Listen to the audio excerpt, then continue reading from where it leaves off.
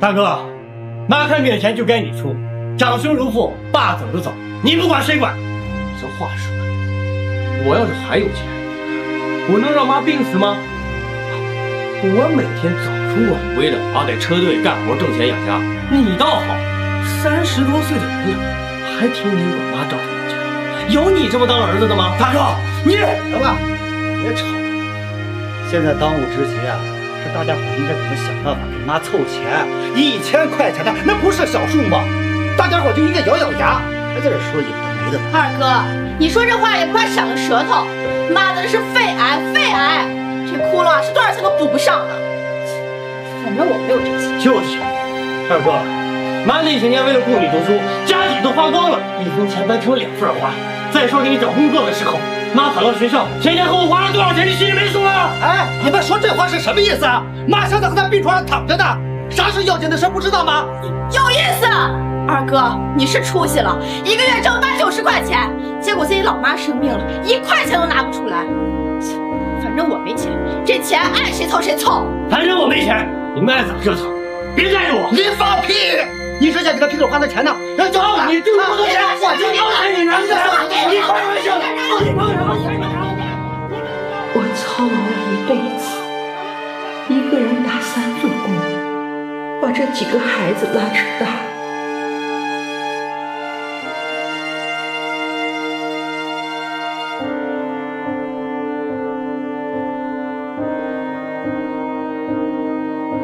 最后却换来这样的结局。我的命在他们眼里居然连1000块钱都不值。妈，别怕，我跟三弟已经在筹钱了，就算是砸锅卖铁，三也给你看病。好孩子，妈，不行了，下辈子我再也不要这样。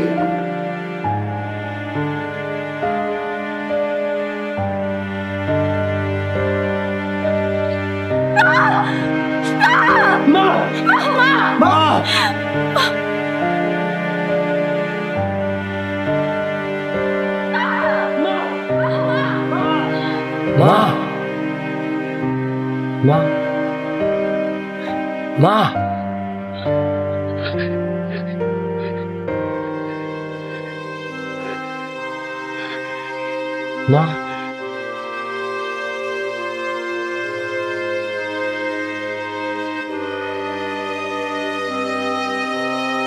我不是死了吗？怎么1980年我重生了？妈，我跟你说话呢。水泥厂的工作问没问啊？崔真还等着回信呢。1980年，这时我还没有因为鸡毛长疾得了肺癌，而老伴儿也身体健康，还没有去世，一切都还来得及。妈，崔真说了，要嫁过来也不难，只要你把工作给她安排到水泥厂，找个尽快的活干，不下车间就行。当年我为了让老四能结婚，出钱出力，给房给地，哪怕下岗也要给他对象找工作，结果却养出了一头白眼狼。哎，妈，行不行？你给个准话呀！崔真要求也不高，你去厂里求求领导，实在不行你送点礼也行啊。只要把工作给她安排了，她立马就能嫁过来。哎，妈，你最心疼我了，你肯定会答应的，对不对？想要找工作，让他爸妈安排去，你跟我磨叽什么？妈，你这是啥话？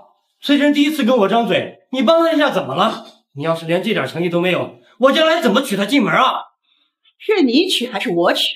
你想装好人，就自个儿想办法去给他安排。20好几的人了，你还来挤老娘的嘴，你好意思？妈，我自己都没有正经工作，我拿啥给他安排啊？你没有工作，你怨我呀？我当初让你好好念书，你听了吗？整天游手好闲，高不成低不就，你处个对象都没钱养活，好意思跟我提要求？我是该你的还是欠你的？哎呀，妈，到底是不是我亲妈呀？妈，今天你要不答应我，我就离家出走，看以后谁给你合法养老。你就当你亲妈死了。哎呀，妈，我真离家出走了，我没开玩笑。滚一边去！等我下班回来，你要是还没走，我就把你脑袋拧下来。妈，春梅，下班早点过来哈，今晚客人多，后厨忙不过来。嫂子，我以后就不过来刷碗了，你再找个人吧。啥？你咋不来了？为了那些狼崽子呀，不值当。好了，我走了啊。重活一世，我不想再当牛做马了。那些个逆子逆女，休想从我这手里扣出一毛钱。师妹，怎么想申请去做副货了？平时厂里属你最能吃苦，啥脏活累活你都能干。要是到了那边，那一个月可少10几块钱呢。你可要想清楚。上辈子我就是在车间干得太久了，积劳成疾，才得了肺癌。重来一回，说什么都不能走老路了。主任，我马上该退休了，算上我老伴的工资也够我们花了，所以我不想再那么拼了。成。谢谢主任。大娘，我要吃清蒸鸭子，你们家有肘子吗？我还想吃酱肘子。好，大娘给你做。又来蹭吃蹭喝了。当初我缠绵病榻，大孙女香香还知道给我倒口水喝，可老二家的孩子，我临死前都没见过一面。来时两手空空，走了还得带回去。家里养的鸡鸭鹅，我都舍不得杀一只，偏偏老二来了就要宰2只。他们也是有理。哎，妈回来了。前世我也是鱼目混珠，嫌弃凤霞生不出儿子，没给过她好颜色，可最后却是这个不受待见的大媳妇儿点卖陪嫁，给我换了棺材啊！那个老二家的来了啊，非洲想吃鸭，我去抓只杀了。哎，杀什么鸭呀？咱们家又不是开饭馆的，还搁这点上菜呢。去拔点小葱拌大酱，给他们端过去就行了。可妈，是非洲想吃。天王老子来了也是这菜，他们爱吃不吃。这鸭留着呀，给你跟香香补补身子。凤霞，是妈以前太偏心了，以后妈不会。没有妈，我先去做饭了。唉，日子还长，慢慢来吧。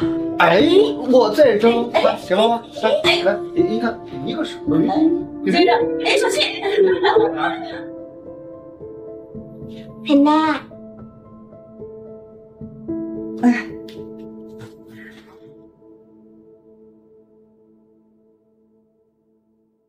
太好了，宝田还在，没有被这几个黑心肝的东西熬垮身子。梅子，我听你厂里的同事说你调岗了。去了复货岗。妈，你好端端的调什么岗呀？去了复货岗就接触不到领导了，崔真的工作怎么办？哎呀，妈，实在不行你再调回来，让崔真去也可以。哎，妈，你打我，从小到大你就没打过我。你该打，我生你养你这么多年，你不知感恩也就算，你居然还帮着外人来算计我。我又没说错，放着好好的包装车间不干，非要去复货岗，一个月少赚10几块钱，你倒是清闲了。我们吃什么喝什么？我挣多少钱跟你有什么关系？你眼见着在我这儿讨不到好处，就气急败坏了。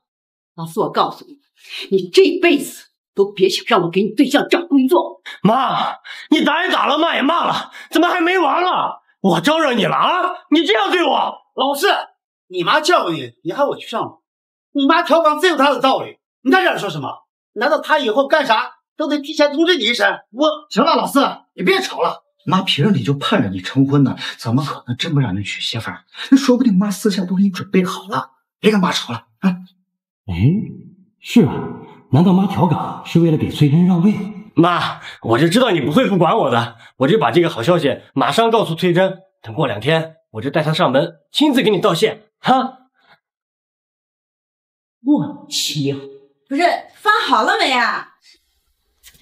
爸妈吃饭啦！走走，吃饭。咱们呀，今天吃鸭。走。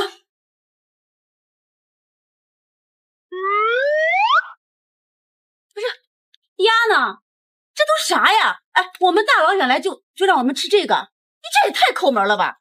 是我让凤霞准备的。妈，非洲这不止说过一次了，他想吃清蒸鸭肉。奶奶，我要吃鸭肉，我要吃鸭肉。想吃鸭肉呀？让你爸妈给你买去。奶奶家不是养了好几只鸭吗？给我宰几只不就行了？还宰几只？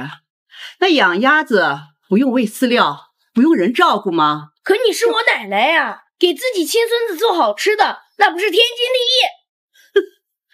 还天经地义？这当奶奶的就应该无条件付出。这话是你爸还是你妈说的？妈，你说的对，那养鸭子耗时又耗力的。非洲，别淘气了，来吃饭。我来吃。啊！你看这孩子，惯都没边了。你爸，这点破旱烟值几个钱啊？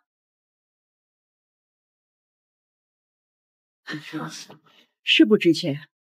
老儿媳妇，在你以后给你爸买一个烟抽，也省得他卷了。妈，你千万别生气啊！你放心，非洲这孩子，我回去我就揍他。今天我没出月台呢，主要是想跟二老商量点事儿。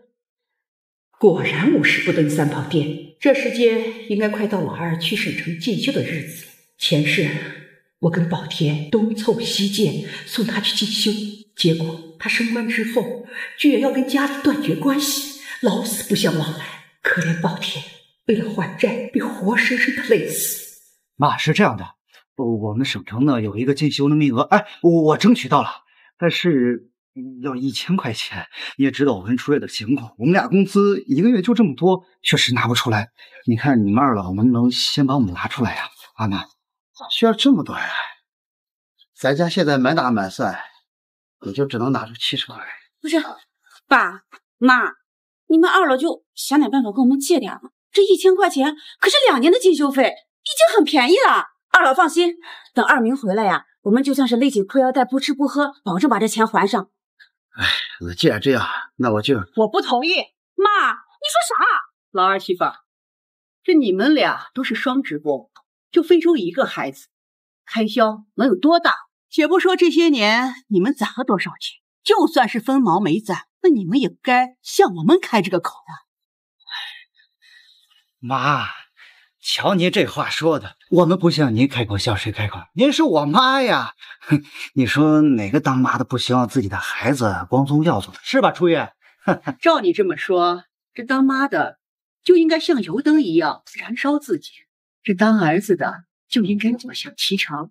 当年啊，全家供你念书，支持你处对象，当老师，我们再苦再累也没事儿，就指望着你将来出息能够拉家里人一把。可你呢？你又是怎么对我们？进修费暂且不说，就说这些年吧，你们学校逢年过节发月饼、糖果、茶叶，你们给家里拿过哪一样？这你们一家3口哪一次来了不是连吃带拿的？你们大嫂还得像伺候祖宗一样伺候你们，亏你们还是老师呢。妈，您说的对，这几年确实我做的不好，但是你们放心啊，只要我进修回来了，我一定好好的孝敬你们。妈，就1000块钱，算我求你了，行吗？是啊，就1000块钱医药费也舍不得让自己妈活活病死在家中。老二呀，你也是当老师的，要点脸吧。你现在已经混得人模狗样了，你还好意思向操劳一时的父母要钱？不是，妈，你不该挑这个理儿啊！咱们都是一家人，你算这么清楚，有意思。养了你们这帮扒皮啃肉的混账，我也觉得没意思。妈，确实这件事比较唐突。这样吧，过几天你们冷静了，我们再过来，行吧？服务员，咱们走啊。我们过2天再过来，妈。什么东西？梅子，这么个老二钱了，几个孩子中就属他最富裕。他不是拿不出，他是不想拿。老天，我们也要过我们的日子，总不能毫无底线的去养着他们。行，就按你的来。哎，二明，二妈要是真不给这钱，可咋办呀？没事儿，我估计咱妈就是更年期到，看谁都不顺眼。你放心，我想到办法，直接把名字报上去。等这个进修的截止日期快到了，我就去找他们借钱。我就不相信爸妈再生气，他肯定会把钱借给我。啊，走吧。妈，咱家不是有小葱大酱吗？咋花这些钱出来吃？那些呀，都是给老二家留的，咱不吃那些。哎呀，吃点好的。来，怎么了？这魂不守舍的。啊，没事儿，吃。你不是爱吃红烧肉吗？哦，这香香也快8岁了，我之前听老大说你想送她去读书。妈，我肯定不会拿1年的钱给香香交学费的。我去娘家借。我知道你们不想让香香读书，可现在时代不一样了，她要是不读书，这辈子就念，当然要念。妈，你不反对？我不反对，我还要让香香去读重点小学。真的？可是他们那边1学期学费就要50块。这不正好家里有吗？凤霞，你别听老二的死话。我之前呀，最亏欠的就是你这个香香的。妈也不会说漂亮话，以后你就看妈怎么做就好。只要我有，你跟香香都没事。谢谢妈。好了，吃饭吧。哎，来，香香吃鸡腿。爸妈，怎么下馆子也不叫我呀？鸡腿，我最爱的鸡腿。哎，妈，你干嘛？香香，来吃鸡腿。谢谢奶奶。妈，那是我的鸡腿。你的鸡腿？你是掏钱了，还是这鸡腿上刻你名字了？算了，我不跟你们计较。赶紧给我30块钱，我要买复习材料。妈，老师说了，那批复习材料很关键，别的同学都有，就我没有。30？这什么材料费那么贵？可不能让妈知道我是买化妆品。我哪知道？学校要的。哼哼，每次没钱就骗我说学校教这教那，但凡犹豫一下，就是在耽误他读书。结果年年落榜，回回都是年级倒数第一。就这样，上辈子我还累死累活供着他。这买了材料就能考上了？那谁能保证？反正有总比没有强吧。反正也考不上，那就别买了。妈，我今年已经很刻苦，我天天没日没夜的看书做题，你看不见吗？刻苦？你都考了2年了，你考个什么名堂？照我说呀，你压根儿啊就不是那块料。妈，哪有当妈的不希望自己女儿出人头地的？你不想望女成凤，我还想靠读书改变命运呢。你不能因为2哥4哥惹了你，你朝我撒气吧？我招你惹你了？赵小娥，我告诉你，你今年要是再考不上，我不会再供你了。你想复读就自己挣钱去，我1分都不会给你了。凭什么妈？就因为我前2次没考上，你就否定了我所有的付出和努力？妈，什么时候变得这么不可理喻了？赵小娥，怎么跟你妈说话？反正我不管，我是你们生的，你们就应该负责到底。复读也好，材料费也罢，都得给我出。反正我不管，这材料费我过几天就来拿，必须给我交了。来，妈，你们别生气，来吃。你看啊，这二哥进修要钱，小妹读书也要钱，我看要不还是这样吧，香香的学费还是我来想办法吧。你别管他们，我的钱我想怎么花我就怎么花。我和宝田是双职工，老大多少有些收入，再帮衬下老三不是难事儿。至于那些白眼狼，我1分钱都不会再出的。伙计，哎，再给我单独上只大鸡腿。哎，好嘞。哎，您的鸡腿儿。谢谢。我都说了，让香香吃上鸡腿，就一定说到做到。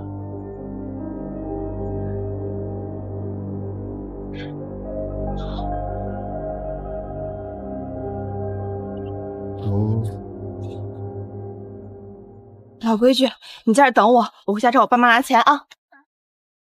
翠珍，你就放心吧，我妈肯定会帮你安排工作的。咱今天就趁着上门的机会，让我妈带你去厂里报道。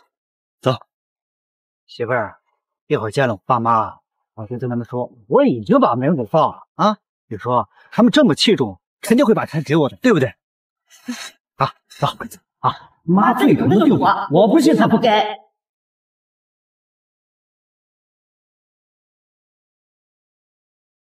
妈，香香这身料子不便宜吧？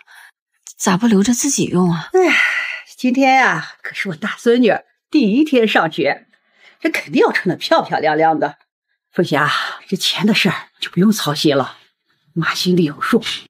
妈，真的不一样。走，奶奶送你去上学。好，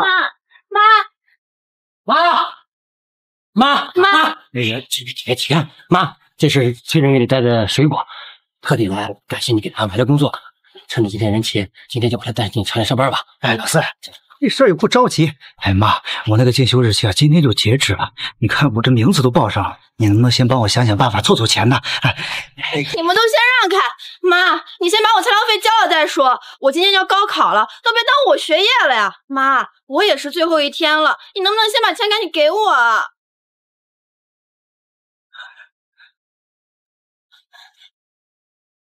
你要工作，你要进修，你要材料费啊！我呸！你们还真当我是许愿池里的王八了啊？还给我来先斩后奏这一套，你想得美！要工作没有，要钱更没有。妈，你不是答应好了给崔珍安排工作的吗？你怎么还出尔反尔？我都跟崔珍的爸妈说好了，今天就让崔珍去厂里上班，这让我脸往哪放啊？对啊，妈，你开什么玩笑？我那进修是大事，只要我从沈州进修回来了，那我一准能调到教育局去，到时候咱全家不也跟着沾光吗？妈，二哥四哥要的太多，你不给可以，我就要30块买材料还不行？我还有1个月就要高考了，你不能在这么关键的时候拖我后腿啊！这家里啥条件，你们心里都没数吗？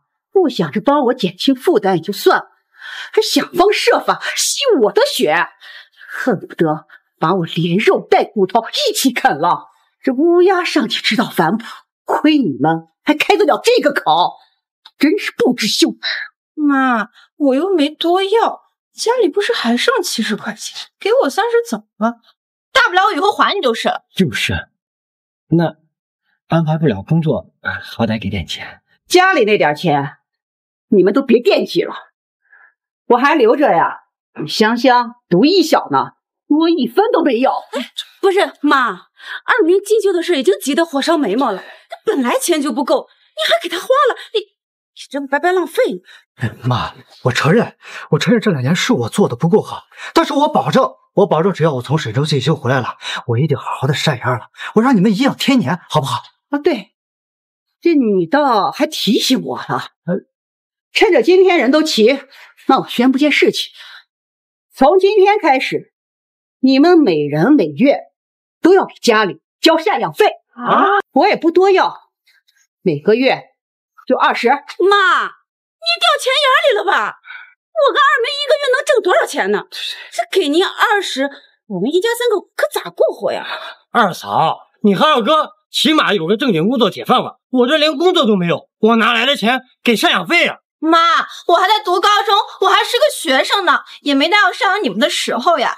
你出钱给大嫂的孩子上学，需要我们交赡养费，你这也太偏心了吧？是啊，妈，不是我给不起，是我们确实那个家里的开销太大了。是我是有单位，但是我那个单位啊，那也是上挤下压。你说这每年逢年过节的，人来人往的，哪个地方不需要用钱呢？妈，你看这样行不行？你先帮我凑凑钱，等我到时候从省城进修回来，飞黄腾达了，你说还差你那撒光俩枣的赡养费呢，是不是？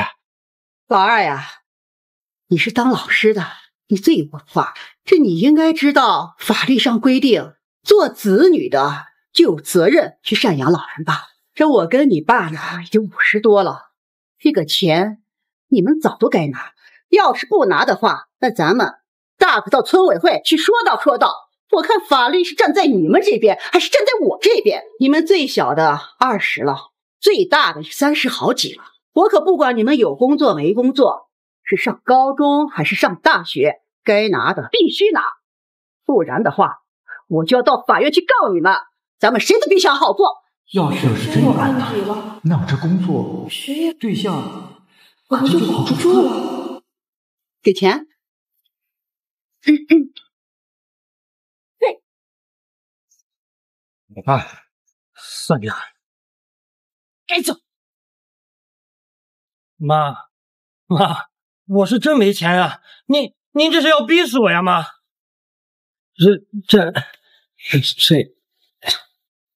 翠姐，要钱借我20。你问我要钱，你也好意思？这不特殊情况吗？等过2天我找到活干，我立马就还给你。我真是倒了大霉了，碰上你这么个软蛋。翠珍，等等我。至于你40，把你大嫂那份给交了。妈，凭什么？就凭他来到咱们家以后当牛做马，伺候了8年，这些年你总是以自己要专心读书为由，什么洗衣做饭、刷碗扫地、喂鸡喂鸭这些活你通通不干，全甩给你嫂子，把自己倒是养得10指不沾阳春水，可你嫂子呢，她连闭眼休息会的时间都没有。就凭这些，这个钱你也该出。妈，她是当儿媳妇的，那些家务活肯定都是她来干啊。妈，我是你亲闺女啊，你干嘛老帮着外人？什么外人？她可是给我生了第1个大孙女，是全家的功臣。凤霞比起你，那更像是我的亲闺女。妈，可是我没钱啊。没钱是吧？那从今天开始，这些家务活你全包了，代替赡养费。妈，你太过分了！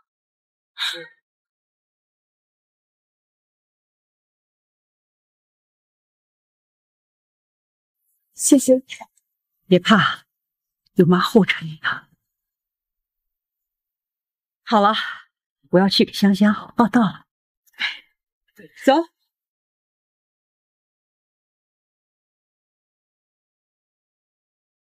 那我们走了啊。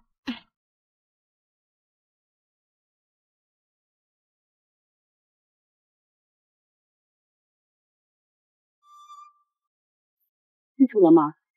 哎，梁大娘又来看非洲啊？正好我想跟你谈谈，非洲最近啊太调皮了，又弄哭了好几个女同学。你们做家长的，平时还是刘老师啊，我今天来啊是送我孙女上学的，赵非洲的事儿，你找他爸妈。什么？大娘，你之前不是说非洲有任何问题都要第一时间通知你吗？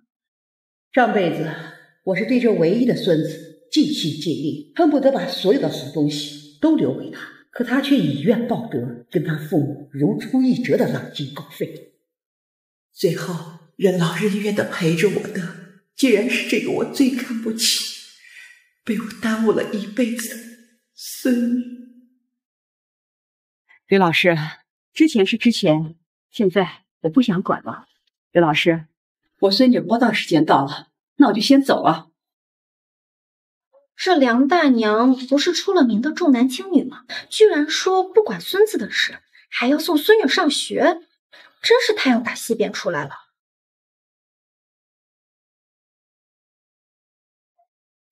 香香，奶奶已经把学费给你交了，你要好好读书，听见了吗？听见了。这个糖你拿着，要是有人欺负你，你就告诉奶奶。奶奶，我最喜欢你了。奶奶也喜欢你，快去吧。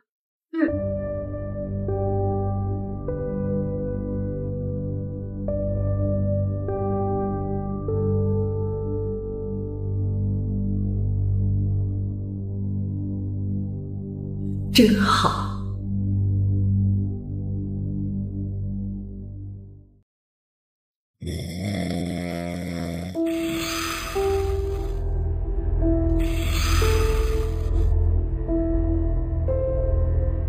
回来了。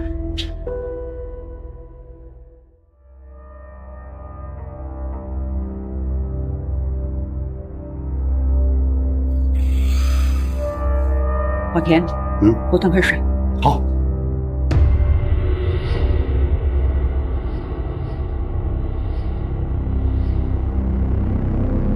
王八蛋！我操！妈，这个点儿了，你不是应该在车队上班吗？怎么喝成这个样子？没有，中午队长就喝了2杯。喝了2杯就把你喝成这个鬼样子，你班都不上了。这都30好几的人了，整天浑浑噩噩。这孩子不管，媳妇儿不讨。你除了灌大酒，你还会干啥呀？妈，那人情往来在所难免嘛。再说人家张队长都请我喝了好几次酒，那我要是不意思意思，以后我还怎么找人家办事嘛？就张队长了啊，满肚子花花肠子，他能帮你什么呀？就说你这么多年你在他手底下干活，他给你涨过1毛钱工资没有？也就是你自己啊，烂泥扶不上墙。妈，你要这么说，我可就不爱听了。那当初不是你俩非逼着我全力供老二上学吗？我不然能这么多年混得这么惨吗？我不求你们二老帮我什么，最起码你们当老人的一碗凉水得端平吧。我这些年为这个家付出多少，你们又不是看不见。老二这么多年读书，那可都是我跟你爸勒紧裤腰带省的。哎，你拿了多少？你自个儿心里没数吗？一挣到钱，你就去找那帮狐朋狗友去喝酒，这分毛都不剩。这连闺女上学你都不省心，还逼得凤霞回娘家给你接济。有你这样当爹做丈夫的吗？我有什么办法？那1个月就那些钱，本来就不够花。你还有理了？好，既然你想破罐破摔，咱们就分家。分完家，你滚出去当货，少在这碍老娘的脸。分家？分家可以，那家里边的财产我要1半。爸妈，我可是家里的长子，你们不能亏待我。你还真是癞蛤蟆做梦，你想得美！分家呀，你啥都没有。妈，带上你的铺盖卷，要多远滚多远，我1块钱我都不给你。我就喝了点酒，你至于吗？这么针对我？就凭分家，全凭我跟你爸的心意。我养你这么多年，已经仁至义尽了。我就算分毛不给，你该滚还得滚。上一世我快病死时，老大那冷嘲热讽、自私自利的样子，我这辈子都忘不了。更别提他后面还因为沾上那东西丢了工作，脾气越来越差，动不动就大骂凤霞母女。这样的人根本不值得信任。妈，你还想不想让我给你养老了？那老二和老四，你们指望着买个呀？别往自己脸上贴金，我指望村头那条狗，我也指望不上你。好，我走。以后啊，你们哭着求我，我都不带回来的。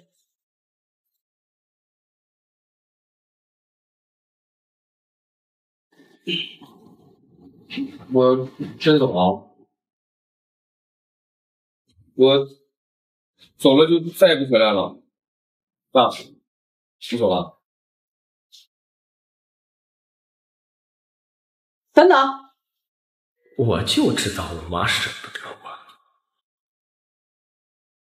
要走可以，这个借条你先别写。啥？借条？香香的学费1学期50，我先替你垫了，利息我暂时不要，等你什么时候有了，你再还给我。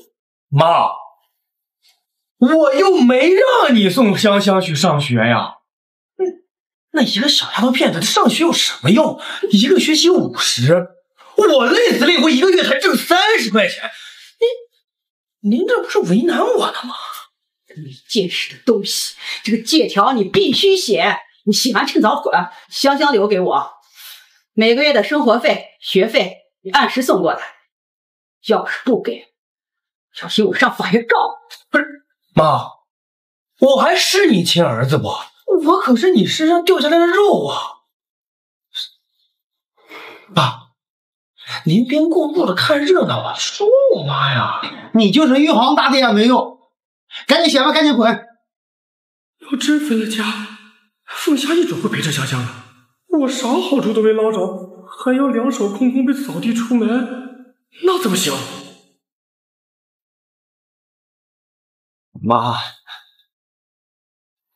我知道错了，我以后再也不喝大酒了。我好好上班，咱不分家行吗？不行，你说的话呀，我跟你爸一句都不信。除非什么？除非你把借条写了，摁上手印。我写。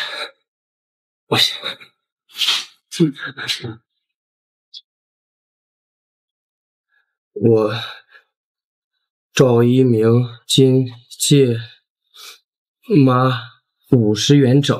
以后呀，戒烟戒酒挣的每一分都要给凤霞上交，不苛待凤霞和香香。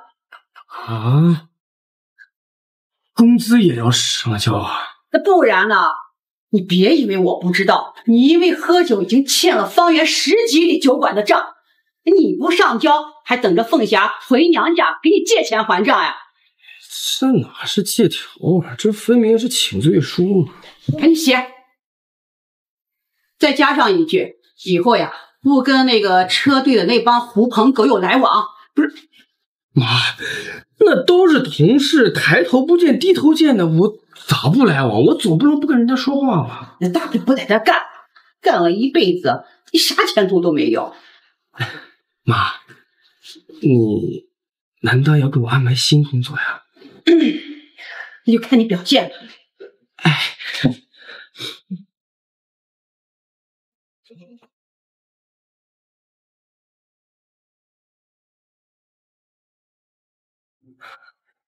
妈，你放心，我一定改过自新。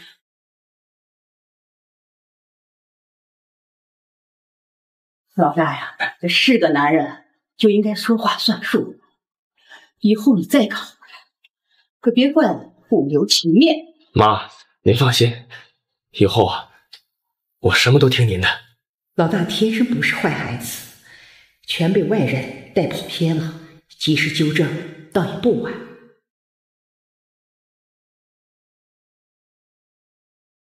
哟，大小姐亲自下厨，不会是因为没有钱付赡养费，以工代钱吧？那也比你问对象要钱光彩呀！怎么看你这垂头丧气的样，没哄好吧？我不跟你计较，咱妈最近也不知道咋了，跟个火药桶一样，像变了个人似的。我也有这种感觉。你说咱妈会不会是啥？会不会是鬼上身了？哎，啊！你干嘛？你脑子没病吧？我说真的。平时少看点乱七八糟的东西，赶紧做饭，我都饿死了。就你会吃。梁大姐来了啊，小王媳妇儿，今天拉水泥的车多不多？不多，不过我刚看见你家老三来装水泥了，全身灰扑扑的，糟践的都没个人样了。大姐，单子都在这儿，辛苦你跟进，我就先下班了。啊，好。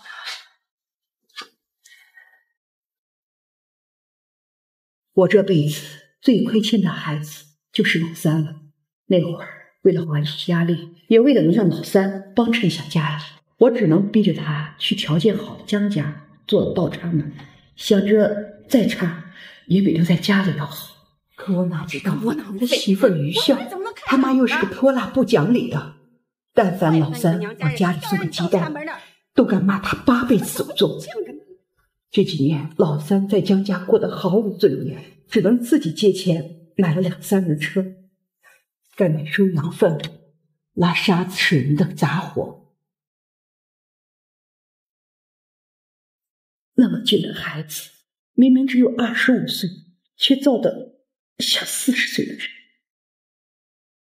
老三，哎，你怎么回事？这水泥可金贵的很，你要是不小心点，我下次就不让你过来拉了。有罪者，你怎么说话的？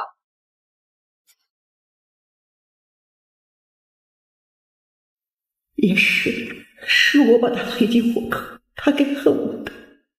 本来就是啊，做不了这活就别急。一个大男人搬得慢还拉得少，你看看人家都是10吨20吨的往走的拉，就是你每次拉小笔杆一样大声，要你这种男人有个屁用啊！我儿子再不济都是自己撞上，可你男人呢，整天就知道吃喝嫖赌，瘦得跟筷子一样。你别说是一袋水泥了，恐怕连一袋面粉都抬不起来吧？你说谁呢？你说谁拿得起筷子呢？不用，跟妈还客气呢。我现在就到付货岗了，这帮你搬货也是我的工作。大家快来看呀，这太阳呀打西边出来了，梁大姐呀都帮三儿子搬水泥了。说什么呢？你要是真那么心疼他，你当初就不应该把他赶出去。现在倒好了，人家呀姓了江家的姓了，你又出来献殷勤。哦，对了，还有你那个三孙女兰兰，人家呀现在也不叫赵兰兰了，人家呀叫江兰兰了。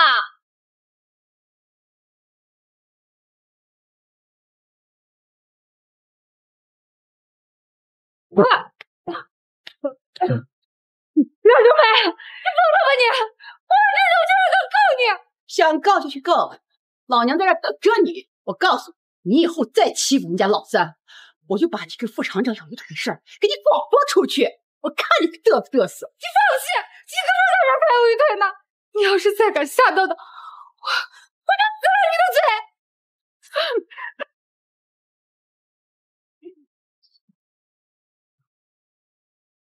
老三，他平时就嘴贱，你别往心里去。怎么突然掉岗？没啥，妈老了，车间那个工作负荷量太大，妈扛不住就掉了。挺好的，富国清闲，适合你。老三，你这腿咋了？之前搬货的时候摔的，没什么大事。这怎么不去瞧瞧呢？这腿伤，这说大不大，说小不小的，是不是老江他们家把你钱拿走了？我去找他。妈，我是倒插，你说了也没用。是妈对不住你，妈要是当初去让你学手工，是不是就不一样？你明明当初那么爱做手工活，可是现在……妈，别想，我走了。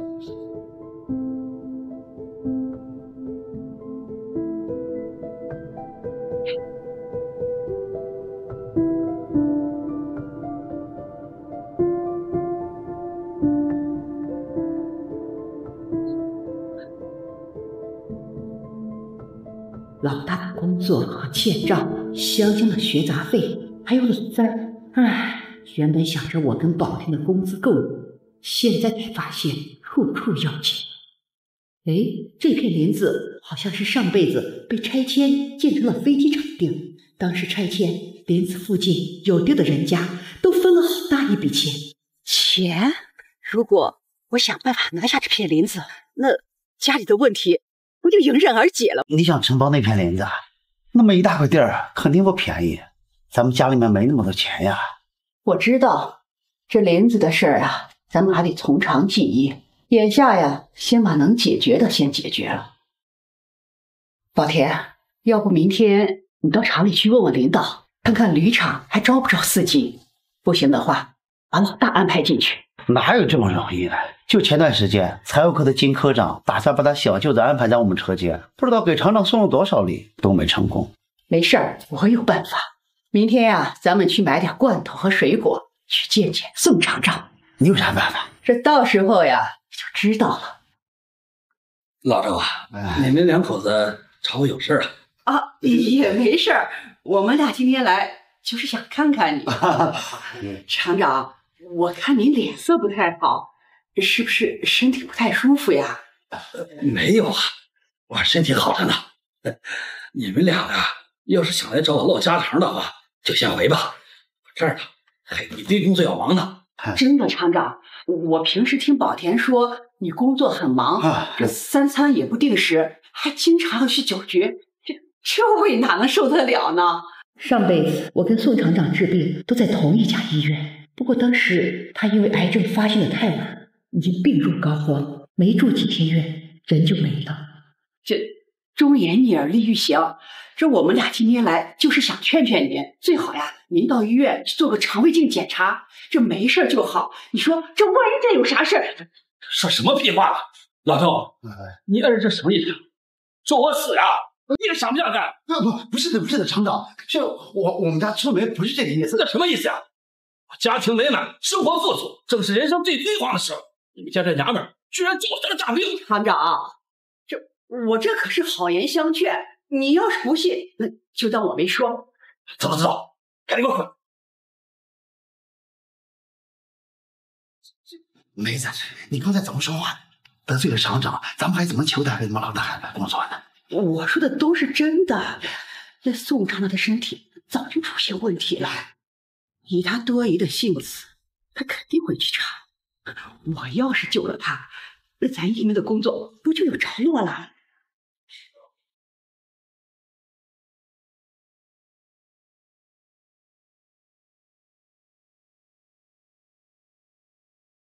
校长，你不是说不信梁春明的吗？怎么还跑这么远来市医院诊呢？那娘们儿说的神乎邪门的，不来看看我怎么能安心呢？医生，我没啥问题吧？你这问题啊，大了去了。这贲门还有胃里长息肉大于2厘米。什么？你最近啊，有没有经常恶心、胃痛，吃东西时烧心、反酸，还有频繁打嗝？这都有。那坏了，你这是胃癌的前兆。这不可能啊！我还年轻，怎么可能得癌症呢？这肯定是他搞错了。这什么狗屁院，张口闭口说我得癌症，不行，我要管家。就是啊，不是长息肉吗？又不是肿瘤。哎，我发现你们这些医生真没职业道德，小病到了你嘴里就无限放着，真的把人吓死。息肉长大后就是瘤，病变了就是恶性肿瘤，那就是癌。哎，先生，我还能治吗？我还不想死呀！求你救救我呀！幸好你来得及时，只是有癌变的征兆，只要把息肉打下去，回去后啊，配合药物治疗，定期复查以及清淡饮食，你这个病情啊，就算是控制住了。那就好，那就好。校长，这次幸亏来查了，不然可就晚了。这种事情想想都后怕，说死人就死人。是呀，老周家那可婆娘可真有两下子，要不他开口提醒，照医生的话说，我都活不到年底啊。找个时间，我要好好的感谢感谢他。好，厂长，我媳妇儿啊，她不是故意说那些没边的话，这酒我干了，我替她向您赔个不是。哎，老赵，今天呢，我可不是来问罪的，是请你们吃顿饭，感谢救命之恩的。啥？我昨天呢去医院检查了，还真查出了问题，要不是你爱人提醒我呀，我这条命啊就搭进去了。这么准？来，走。可说是呢，他的嘴啊灵着呢。妹子，我要不是知道你有工作呀，我都怀疑你是跳大神的。既然你们帮了我这么大一个忙，说是再生父母也不为过了。你有什么要求，就尽管向我提，我呢尽量满足你。你别说呀，我还真有事儿要求你呢。啊，我们老大呢，现在工作不稳定，不过呀，他会开车，也能吃苦。你看，你能不能给他安排到储运部？妈，大哥要进厂了。是，都说定了。妈，我就没见过你这么偏心的。大哥在装卸队，好歹是个最顶营生，可我呢，我连个零活都找不到。妈倒好，问都不问我啊，偷摸把大哥就安排进铝厂了。我要是有这工作，崔真早都嫁给我了。你大哥拖家带口的，这香香还要上学，没个正经工作，他们怎么活？他是你儿子，我就不是你儿子了。没有正经工作，崔真怎么可能嫁给我呀？就你那对象，一天浓妆艳抹的，把自己打扮的跟个花孔雀似的。就算你有工作，你们俩日子呀也过不长。前世邱翠珍10天就换一个情人，被人搞大了肚子，连亲爹是谁都不知道，走投无路了才嫁给老四。就他傻，以为自己捡到宝了，费心费力的照顾他们娘俩，最后邱翠珍还是跟人跑了。妈，你怎么能咒我呢？啊，我这辈子非陈真不娶，你必须接受这个儿媳。好，你要想娶，我也不拦着，但是我丑话是在前头，我不会帮你们找工作，更不会给你们彩礼钱。妈，凭什么呀？老四，你干啥你啊？你还想和咱妈动手不成？你懂点事啊？你装什么好人啊？爸妈刚给你安排的工作，你这装孙子当孝子，你比我强哪去了？有什么资格说我？啊！你他妈说！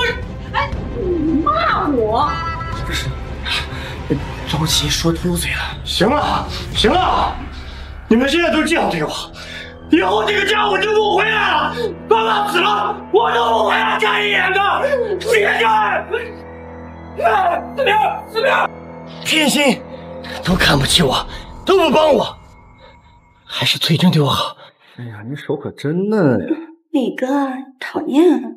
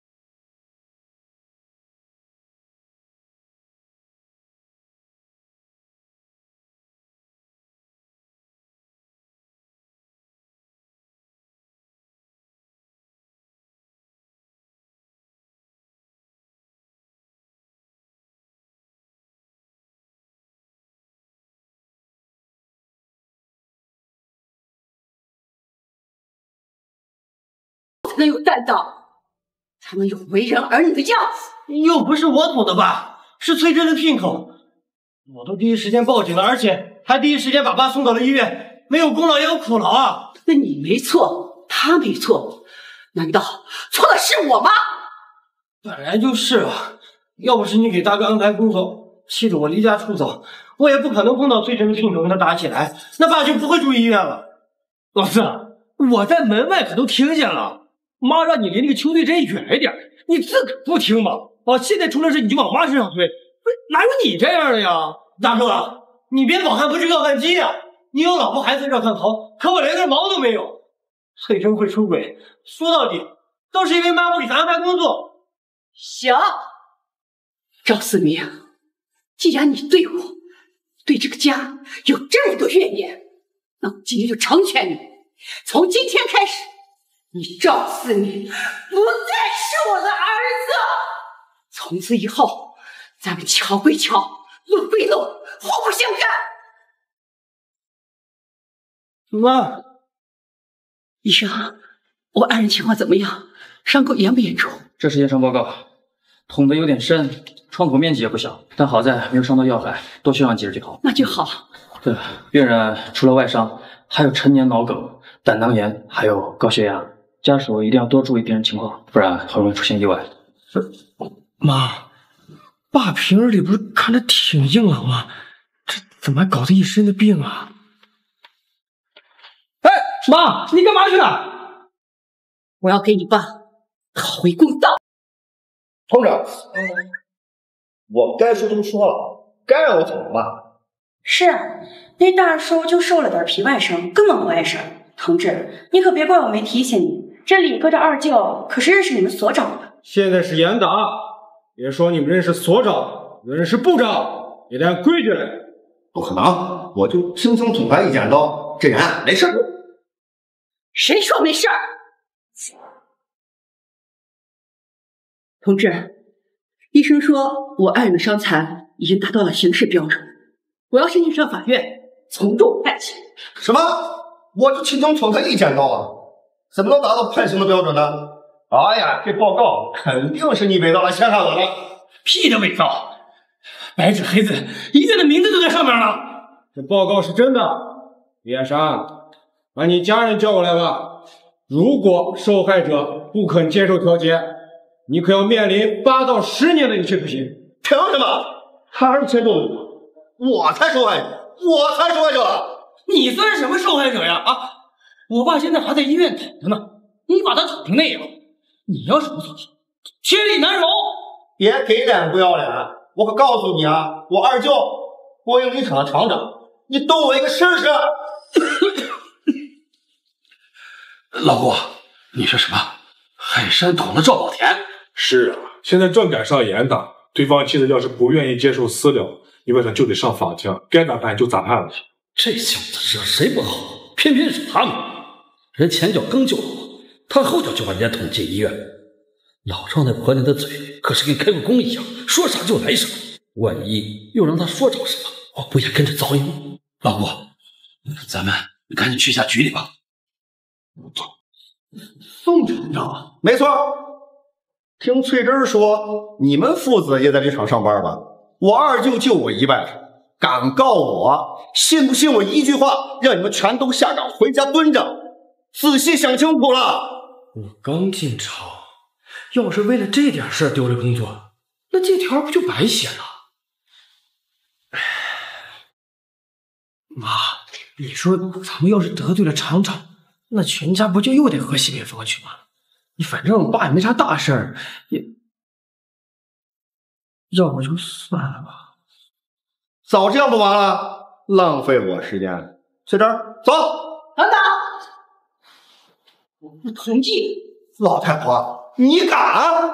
妈，你别冲动啊，咱这小胳膊拧不过大腿啊。哎，二舅来了。老太婆，我二舅啊，今天你俩要是不给我下跪磕头认错，这事儿没完！闭嘴！你混账玩意儿，整天不干正事也就算了，还到处给我闯祸，反了天了你！妹子，我外甥他年纪小不懂事儿，你可千万别给他一般见识。二舅，干嘛这么客气？是他俩，他俩欺负我啊！二舅，我想糟老乔闭嘴。海山打了老赵是他的不对，这样我呢给你赔100块做医药费、营养费，这事儿呢就算过去了。你看成不？不行，我不接受。梁同志，这100块钱不少啊，都有人中钱人啊。妈，100呢，咱们见好就收吧。我们家宝田50多岁了，突然被人捅这么一下，这身体肯定大不如以前。这损失是100块钱能抵得回来的吗？那妹子，你说多少？1000块。多少？5000？这老头是镶了金了，是冻龄了。你俩这不是抢吗？5000呢，确实有点多了。这样，咱们各退一步，1000，成吗？要么5000，要么咱上法院。刚刚这位同志可说了，李海山量刑至少8年，这5000换8年牢饭，孙厂长，我都是看在您的面子上才给的，要不然的话，给多少我都不干。行，妹子，你说5000就5000啊！妈，你也太厉害了吧，都不怕得罪厂长，还从他手里要了5000块钱赔偿款。哎呀，你说这么多钱，咱们该咋用啊？这钱可是你爸的卖命钱，咋用他说了算，你们呀谁都别想碰。啊，我就是看看嘛，你至于跟防贼一样放着？你最好是，奶奶，哎，妈，哎，你坐这儿，怎么样，老天，好点了吗？没事，喝了饭前熬的粥，好多了。那就好。凤霞，辛苦你了。一点粥而已，三弟才有心大老远的买了那些水果过来呢。老三来了，他在哪呢？啊，他刚走了。自从老三进了江家以后，这都4年了，他也没回来看过我。老天，你说他是不是还在怨我呀？别多想，他当初入赘的事我也跌过头，他要怪就怪我这个当爹的没本事养活他啊！哎，老四怎么样？他没事吧？他呀，好得很，为这个女人，他连自己亲爹亲妈都不管不顾了。从此以后，咱就当没他这个儿子。媳妇儿，那个小娥呢？她不是在家吗？她没来吗？他说他要复习功课，分不了心。哼，亲爹被人捅了都不来看一眼，还复读了2年，也没见他复读个啥名堂来。那老二呢？他们学校不是离这最近吗？这我和妈忙前忙后跑了1天了，他们2口子倒好，连个面都没露，太不像话了。哼，放心，过不了多久，他们呀就会闻着味儿过来的。你们忙啥去了？也没忙啥，就是到局子里帮你拿回了5000块的赔偿金。啥？5000块？是啊，爸，你说巧不巧，捅你那个人啊，刚好是宋厂长的外甥。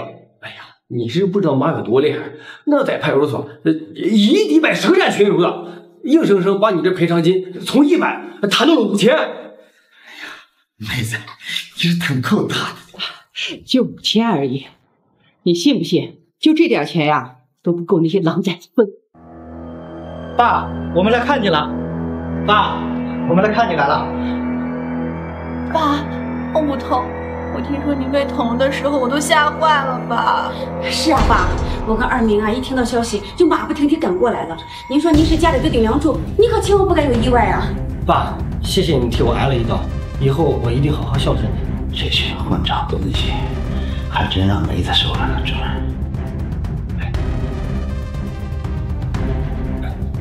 爸，你饿了吧？我来喂你。行了，跟你们一个个算盘打得够响的，这珠子都快蹦到你爸脸上。说吧，什么事儿？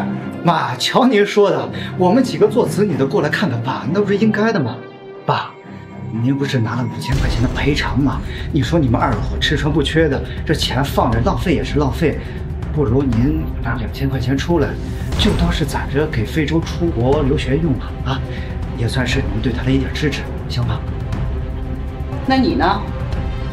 妈，我这不是快要高考了吗？我这次铁定能考上大学，你看能不能给我1000块钱当学费生活费，怎么样？妈，这次我也是受害者，既然对方赔了钱，那应该有我的一份，你给我2000块钱。啊，不是，你2000，你1000，老四你要2000，这5000不就没了吗？哎，你们怎么就没有人考虑过爸怎么办呢？大哥，你怕什么呀？爸有我们几个照顾着呢。再说了，那俗话说养儿防老，不就是这个意思吗？就是，大不了到时候大家轮流做饭送过来就好了呀。大哥，我也没踹了一脚，肚子上的淤青到现在都没消呢，我要2000块钱合情合理。妈，你收袖子。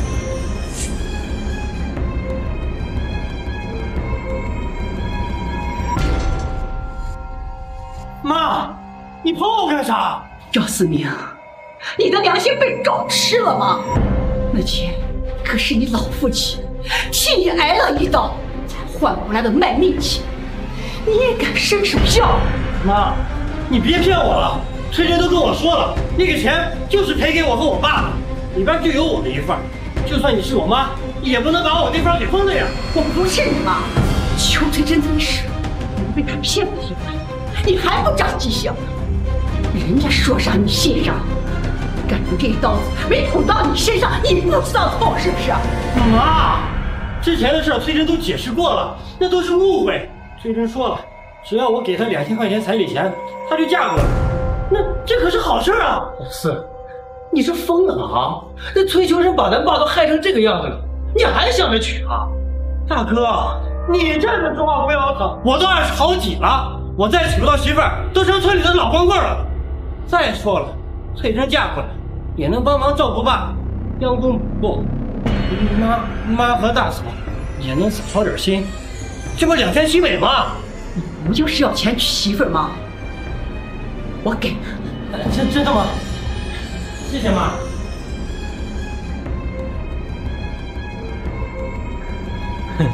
谢谢妈。妈，怎么才50啊？当时孙厂长一开始给的我就是100，是我给你爸争取到5000，要分，你当然是分100的一部分。没错，我可以作证，这5000块钱是咱妈给咱爸争取回来的，和你没关系。四哥，你也别太贪心了，小亲妈连50块钱都不给你，毕竟娶老婆是自己的事儿，也不能总找爸妈要钱。没错，妈，这小妹跟非洲那也是为了上学才要钱的啊！这上学可是大事情，你看能不能为了上学把钱多分我一点啊？这读书确实是大事。哎，对。所以妈，你要帮我们呀！你看我这么努力考大学，不也是为了毕业之后分配好工作，然后给你们二老养老吗？哎呀，是啊，妈，你看非洲他打小就聪明，我们老早就计划着把他送出国，接受更好的教育。这回国以后，那可是国际型人才了。妈，你说这小辈们出息了，您看我爸这脸上也有光芒不是？照你这意思，这书是给我读的。哼，亏你没好意思开这个口。赵小娥，你高中读了3次，年年倒数第一，连录取分数线1半都不到，你还好意思拿读书当借口给我要钱？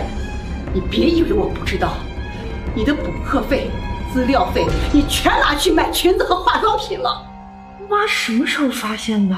还有你们，我带了赵飞成5年，他是栋梁还是木头，我还能不清楚？他整天除了打架就是逃课，作业从来没写过，就他还想出国当什么国际型人才。不是妈，这男孩活泼点那是好事儿，非洲还小，这以后有我跟二明辅导，他准错不了，总比那个香香的丫头强多了吧？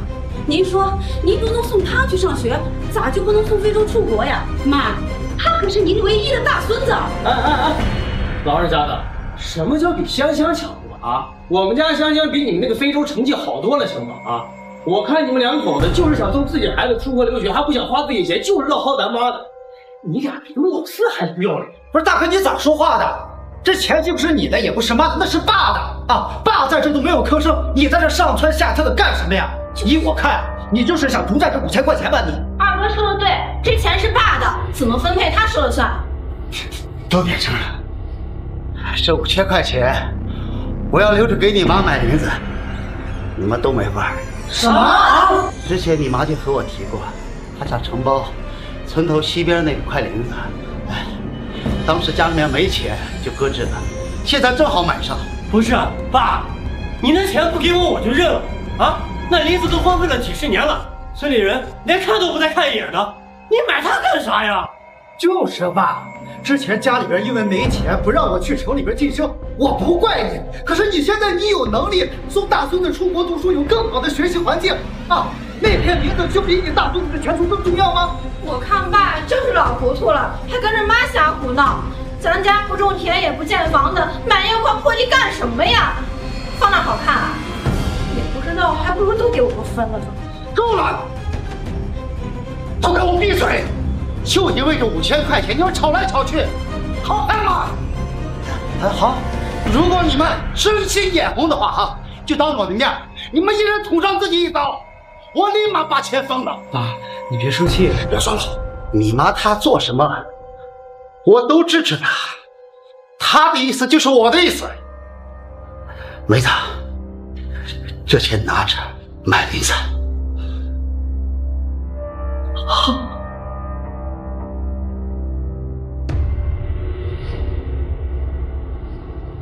村长，顺妹，你怎么来了？我来跟你商量一件事儿，我想承包咱们村头西边那片林子。顺妹，那片林子面积可不小啊，又很荒凉，更不能砍树。你确定你要承包？我确定。那好吧，我给你个公道价，2000，行不行？行，那咱们现在就可以签合同。还剩3天。那几个狼崽子要是知道我手里还有钱，肯定没完没了，不如全花了，省他惦记。大娘啊，这绝对是我手上最好的房子了，厨房、厕所一应俱全，房间呢3大2小，外加一个正室，当做客厅接待客人，自带的院子，您停车、种菜都很方便，这儿离一小也近。您孙女平时上下学可都快得很，大娘啊，3000的价格能有这样的配置，可是很良心了。好，就他了，我们现在呀签合同。妈就给了我50块钱，这离2000块钱还差着远呢，这咋跟翠珍交代呀？算了，先哄着她跟我结婚，等以后再想法子把钱凑足。翠珍这么爱我，肯定会同意的。翠珍，你最近不是一直跟李哥打得火热吗？咋突然同意跟赵思明扯证了？你之前不是还一直嫌弃他游手好闲，连份正经工作都没有？我倒是想跟李哥结婚，他的条件不知道比那赵思明好多少倍，可是他二舅啊始终不肯点头，这没办法，我只能推二舅结策。唉，好事多磨，你等等不行吗？不是等不了了呀，再过1-2个月他就醒回来了，那我得赶紧找个男人接盘，否则我们娘俩那生活的保障没。哦，难怪你会看得上赵思明，但凡换个人都有风险，就他那傻子，满心满眼都是你，根本发现不了自己喜当爹。思明，你来了咋不说一声？哎呦，赵思明，你咋能打女人？你还是不是个男人了？没往他肚子上踹，已经算是大度的了。我为了他跟别人打架，连累了自己亲爹不说，还因为彩礼钱跟家里闹翻了，李文不是人。结果呢？啊，你给我戴绿帽子，还想让我接盘？思明，我没有，我是想嫁给你的。还嘴硬！刚才我在那边都听到了，可我还掏心掏肺的对你，你就是这样回报我的。思明，是我对不起你，这个孩子就是一个意外，我保证以后对你一心一意的。你看在咱们两个感情这么多年的份上，你应该不忍心我们娘俩无依无靠吧？你和别人的种，还想让我养是吧？啊！试试看！这个贱人，我真是瞎了眼，才看上你这么个玩意儿。邱翠珍，咱们俩完了，这辈子你就别想嫁进我家！不要，思明，思明。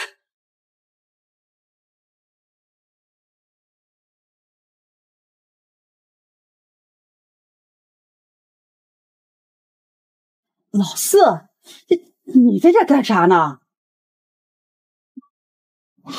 老四，你这是咋了啊？说话呀你！妈，我被邱翠珍绿了，她怀了别人的孩子，还让我接盘，可我根本就没有碰她。妈，原来你说的都是真的，她根本就没有看上过我，他把我当傻子糊弄啊！妈，当初我就说了让你跟他断，你偏不听，现在闹成这个样子，我看呀，都是你自己活该。我都这么难受，你还要这么说我？那是你自己没出息，你还不让人说了。老四呀，我告诉你啊，你要是再不改你的性子，踏踏实实过日子，你别说你讨不到老婆了，你更不被别人看得起。别整天这光想着靠天靠地靠父母，这干啥呀都得靠自己双手。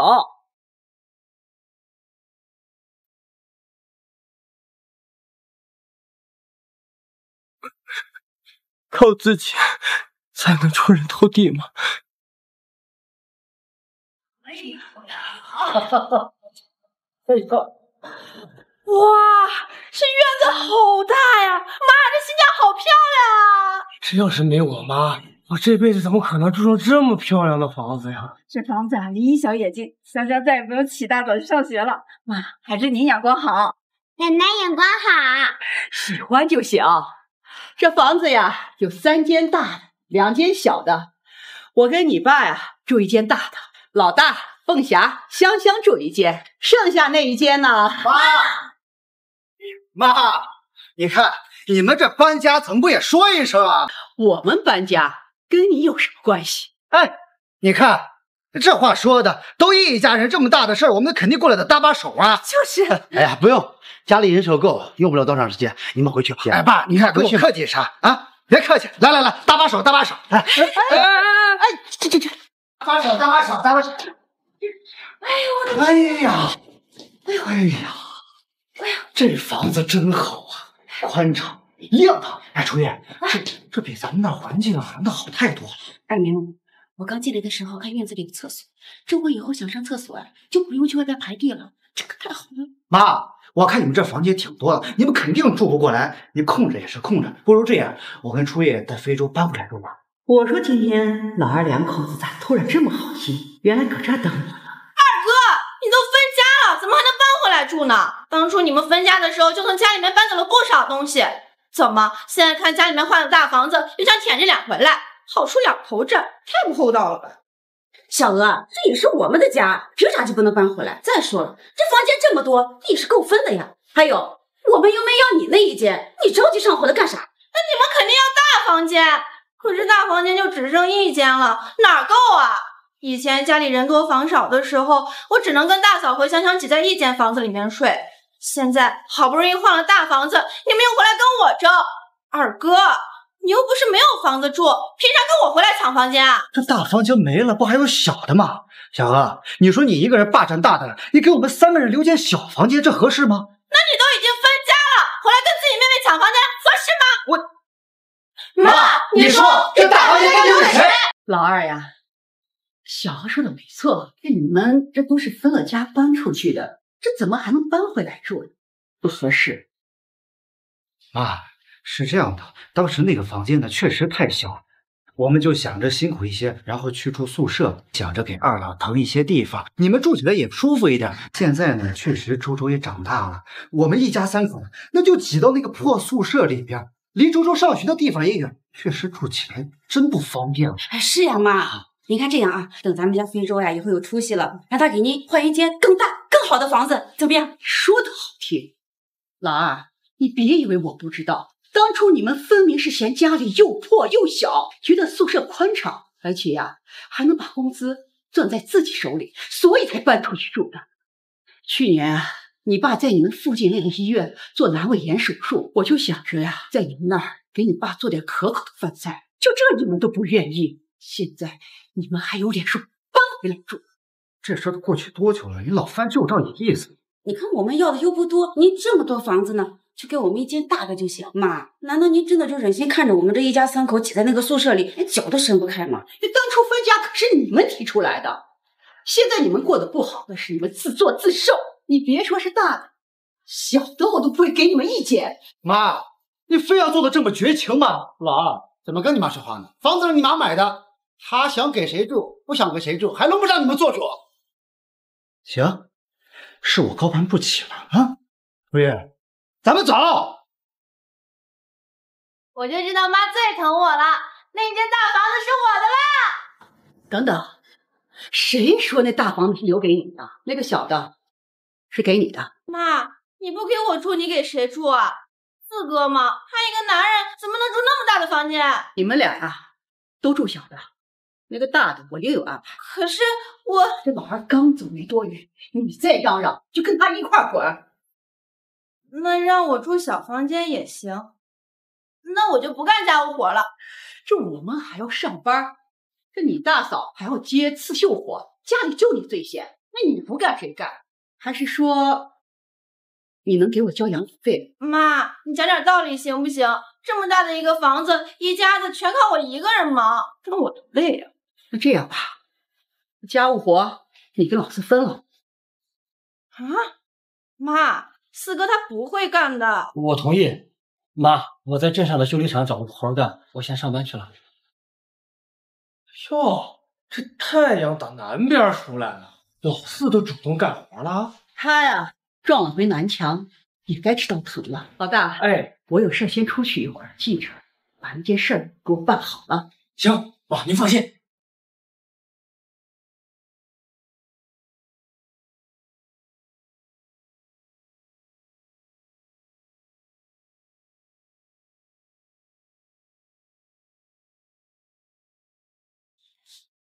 妈，菜齐了。动筷子吧。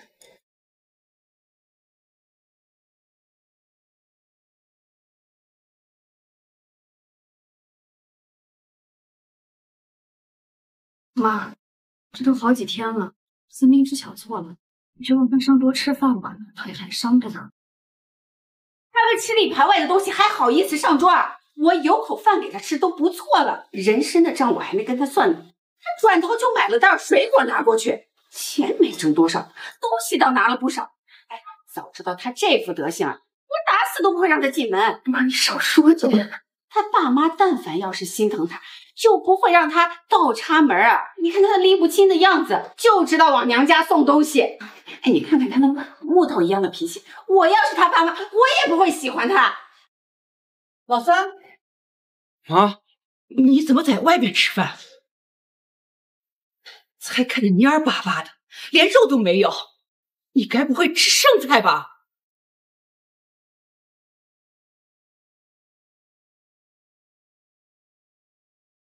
老爸，你怎么了？老姜，你再不吃新鲜，却让我儿子吃剩菜，连桌都不让他上，有你这么欺负人的吗？谁欺负他了？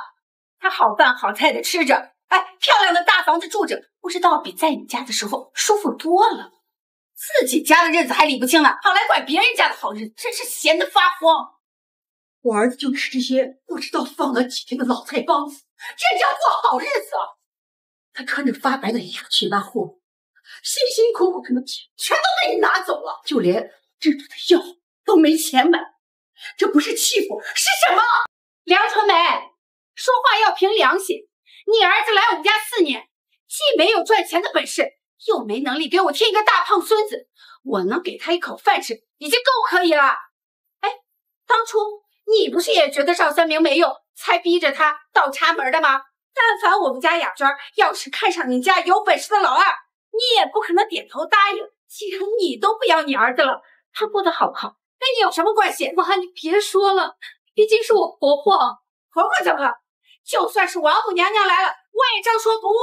老姜，我儿子是入赘，可不是卖到你们家了。当初我没有收你们家一分钱彩礼，还咬着牙给小两口置办了家具，为的就是让我儿子能够在你们家住得舒服一点。结果呀，你们把折磨成什么样子了？我呸！就那几家地摊货，我摆出来都觉得寒碜。明明是自己没本事养儿子，说的冠冕堂皇，真是活气。行，算我识人不清，没有给他找个好人家。这个错误我认了。既然你们都这么嫌弃他，容不下他，那么今天就带他走。从此以后，我儿子不会吃你们家一粒米。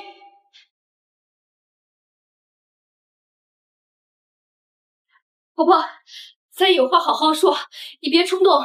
拦着干什么？闺女，让他们走。妈，你别添乱了，行不行？赶紧帮我劝劝啊！劝什么劝？这是好事儿，让他们走。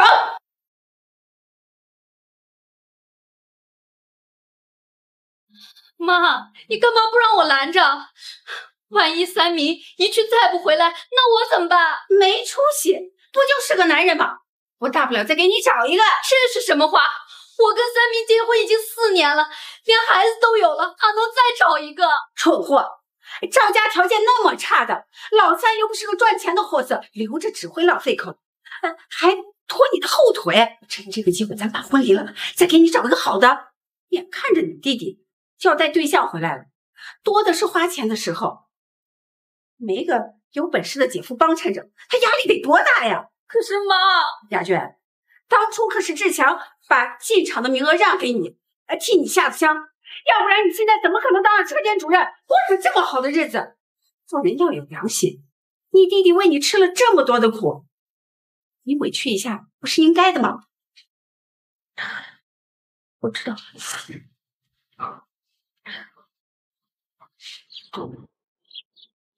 医生怎么样？骨头错位加上创口化脓，你们再晚来10天半个月，这骨头就接不回来了。什么？早知道这么严重，我应该早点带你过来。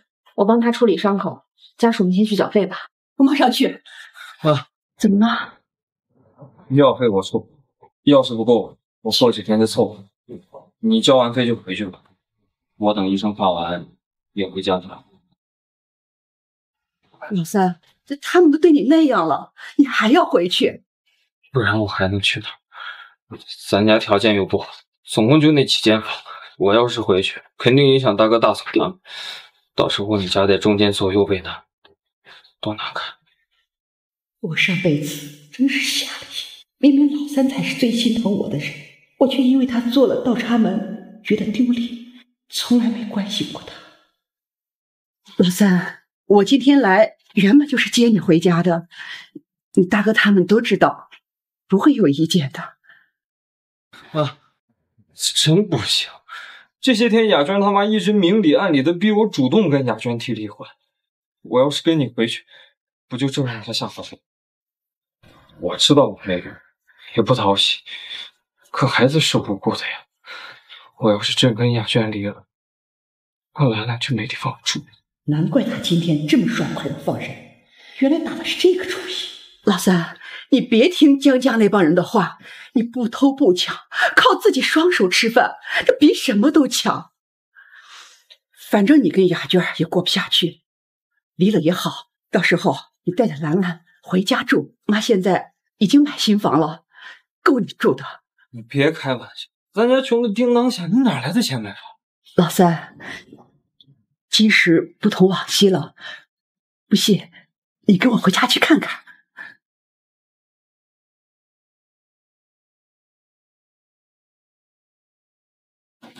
妈，你确定咱没走错地方？老三，到家了怎么不进去啊？大哥，这真是妈新买的房子？房子就在这儿，还能有假吗？前段时间爸不是出事了吗？捅人那个呀，是宋厂长的外甥。宋厂长呢，给咱爸赔了5000块钱，所以啊，就买了这个房子。对了，村口的那片树林啊，也被妈承包了。这么多，是咱妈厉害，一张嘴呀，就给咱爸挣了5000回来。三弟，我把东厢房给你收拾出来了，什么衣服袜子都给你搁上面了，你以后啊就住那儿了啊。谢谢大嫂，麻烦你了。谢啥？咱都是一家人，你能回来啊，还能跟我做个伴儿，我高兴还来不及呢。好了，老三，赶紧进屋吧，里面呀还有大惊喜等着你呢。走走走，快进屋，走啊，走。吴师傅，妈，你老三呀，妈知道你喜欢手工活，所以呀，特意把吴师傅请过来，给你手把手的教。吴师傅呀，那可是咱们这片最有名的雕刻大师。你趁着养伤这段时间，好好跟他学，等将来出师了，也有门道挣钱，你就不用出去打零工了。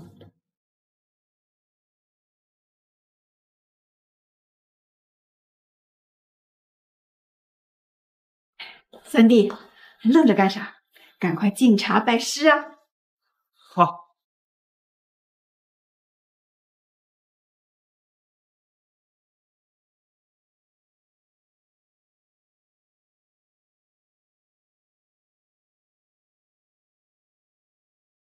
师傅在上，受徒儿一拜。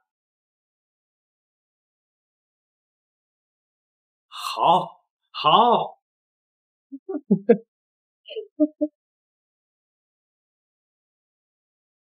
这衣服都是我新买的，特意让你嫂子改了下裤脚，方便你换药。你看看喜欢不？挺好的，不用改。成，那我先走了。妈，谢谢。谢啥呢？我可是你妈。早点休息吧，啊。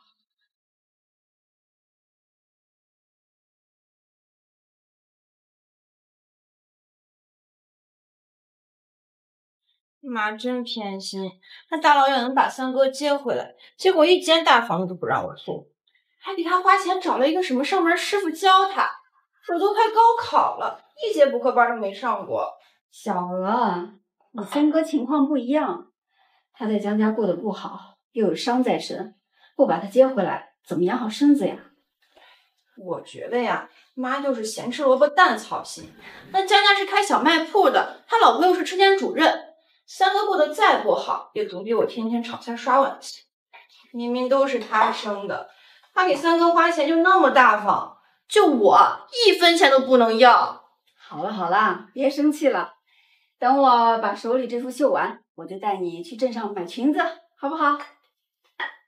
哎，嫂子，你最近是不是刺了很多刺绣啊？是不是赚了很多钱？那个，能不能借我点钱啊？不多。就50。50？小娥，你要这么多钱干嘛呀？哎呀，你别问了，反正我有用就是了。你借不借吧？我切活的单价也不怎么高，也就这么几块钱而已。哎呀，嫂子，不是还有大哥的工资吗？哎呀，嫂子，你就看在我帮你做了这么多家务活的份上，借我嘛。我保证。我1周之内绝对还给你。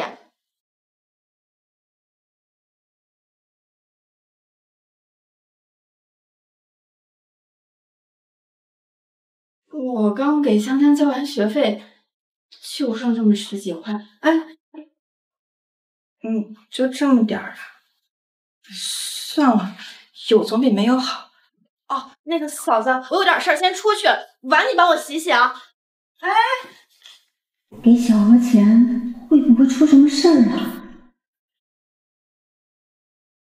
怎么还不来？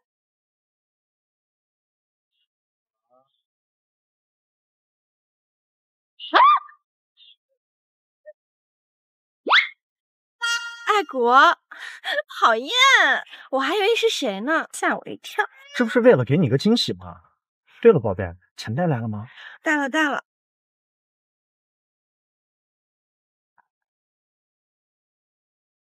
这怎么就13块啊？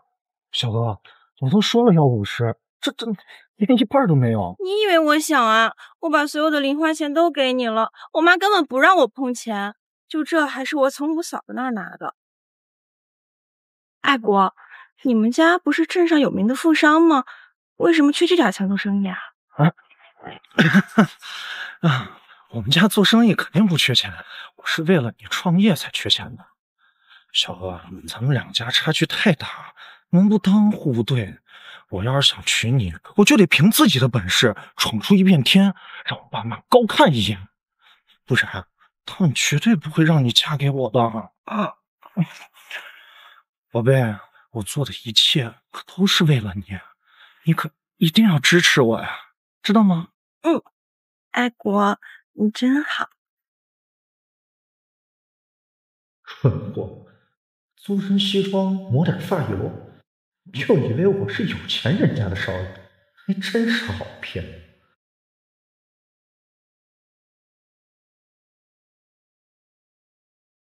赵小娥，你干嘛呢？赵小娥，你完蛋了！跟我回家！干什么？跟我回家！你放开我！你看你做的好事儿！大晚上的闹什么闹？没有。赵小娥出息了，大晚上私会野男人，还当街卿卿我我。幸亏是下班被我撞见了，但凡换个人，你名声要不要了？小娥，老子说的是真的。我没有私会男人，爸，爱国是我对象，我们两个是正经男女朋友关系。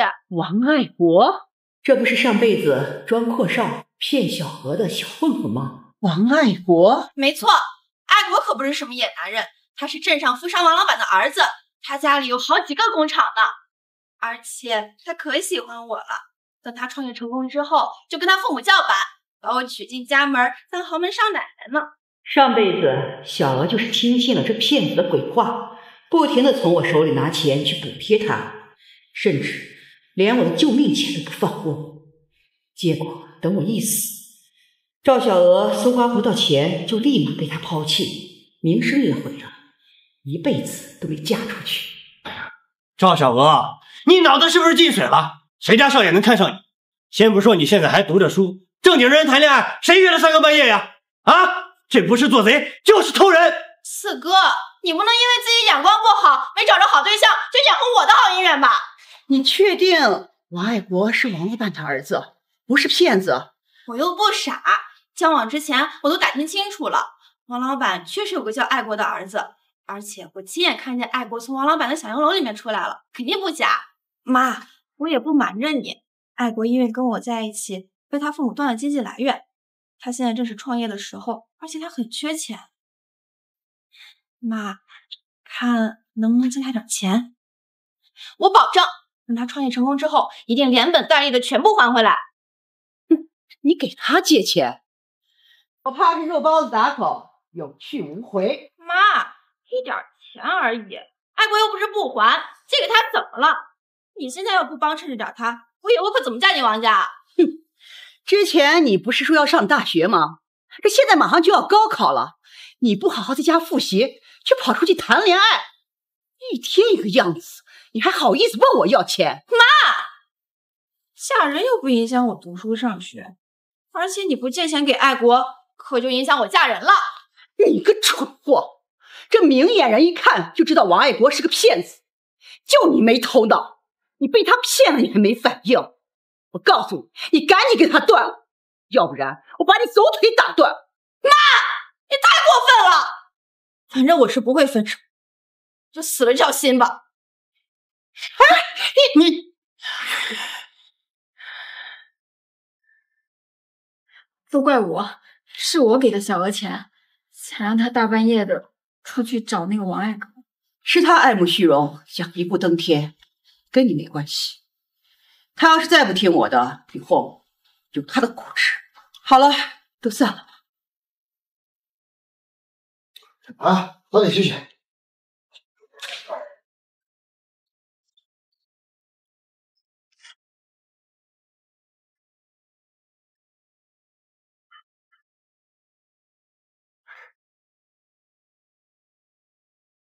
不错呀，思明，你真的很有雕刻的天赋，跟我才学了不到半个月，手艺就和我不相上下了。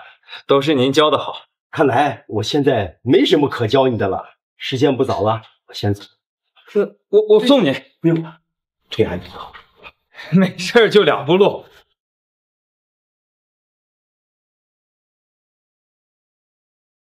师傅再见。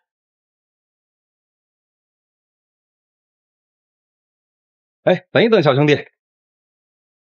哎，等一等，小兄弟，能不能给我看看你手里这个物件？您说这个小猫模型啊？哎呀，活灵活现啊，连绒毛看着都像真的。您在哪儿买的这个物件？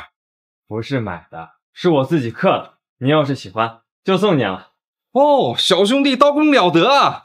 不瞒您说啊，这个物件做工确实不错。这样，有没有兴趣到我的厂里来上班？厂？什么厂？您是？这位是我们风纪玩具有限公司的王老板。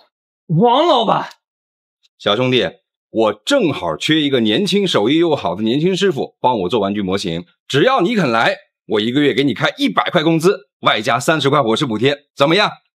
当然可以，谢谢王老板。哎，我看您这裤腿改的样式有点像刺绣啊。这是我大嫂绣的，她会刺绣，是我们这儿远近闻名的绣娘呢。巧了，我刚开了家刺绣定制坊，今天来这里也是为房里找一个绣娘。你大嫂在家吗？我想看看她的作品。在的，这边请。大嫂，快出来！三明，这2位是？这位是风纪的王老板，他最近正找绣娘呢，你快把那些刺绣拿出来给他看看。王老板怎么有点耳熟啊？大嫂，别发呆啊，快去拿刺绣。啊，好，我这就去拿啊。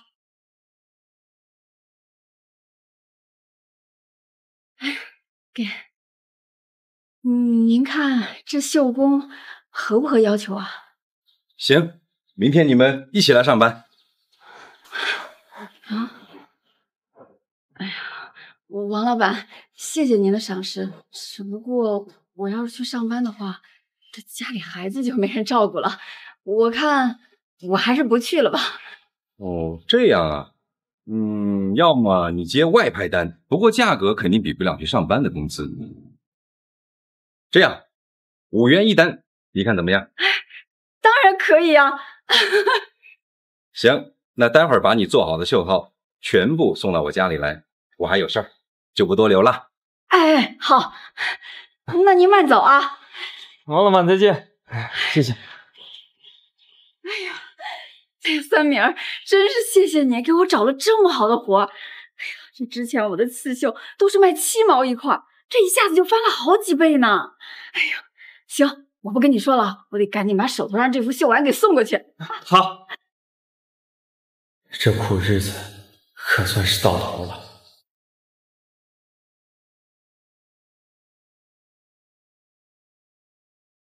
哎，大嫂，你这是去哪儿啊？我去给风纪的王老板送刺绣，走了啊。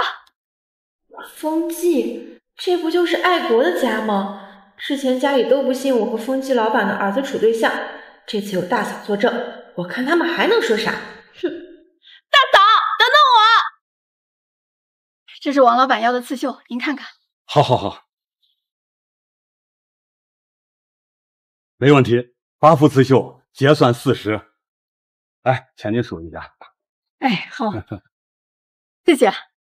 小娥，咱走了。哎，等等，大嫂，这是爱国的家，我要把他叫出来给你看看，证明我说的是真的。你是说王爱国是王老板的儿子？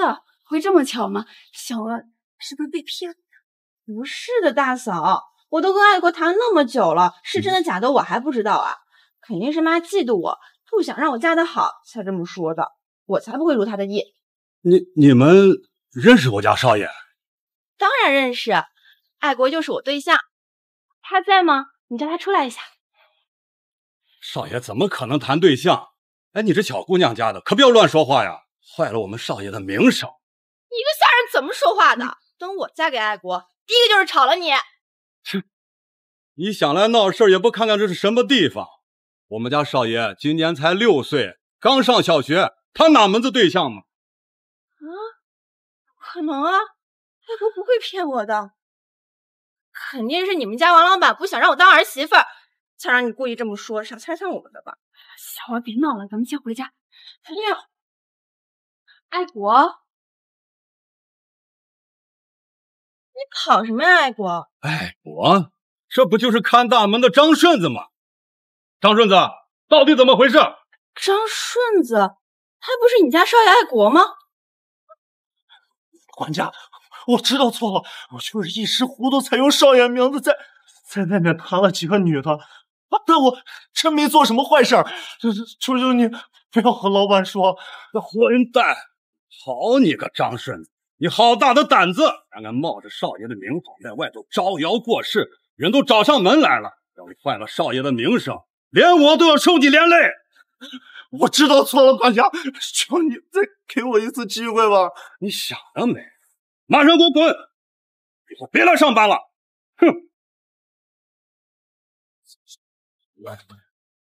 臭婊子！要是你突然出现，老子饭碗能丢吗？我还没找你算账呢！明明是个看大门的，装什么公子哥啊！浪费我那么多时间，还骗了我那么多钱！赶紧给我还钱，要不然我就报警告你诈骗！你还想报警是吧？贱人，老子让你报！没事吧？妈，这个张顺子冒充王老板的儿子跟我处对象，还骗了我好几百块钱，可得帮我出气呀！好几百？赵小娥，看来你是没少拿家里钱给他补贴。我这不是被骗了？大娘，你聊天归聊天，你先把我松开行不行？你把我手腕给挣断了。想让我放开可以，把钱还给我。我哪有？我给。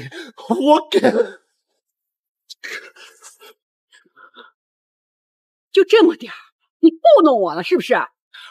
我只有这么多了，大娘，你行行好，行。你这身西装倒像是牌子货，这典当行也要呢，是吧？你。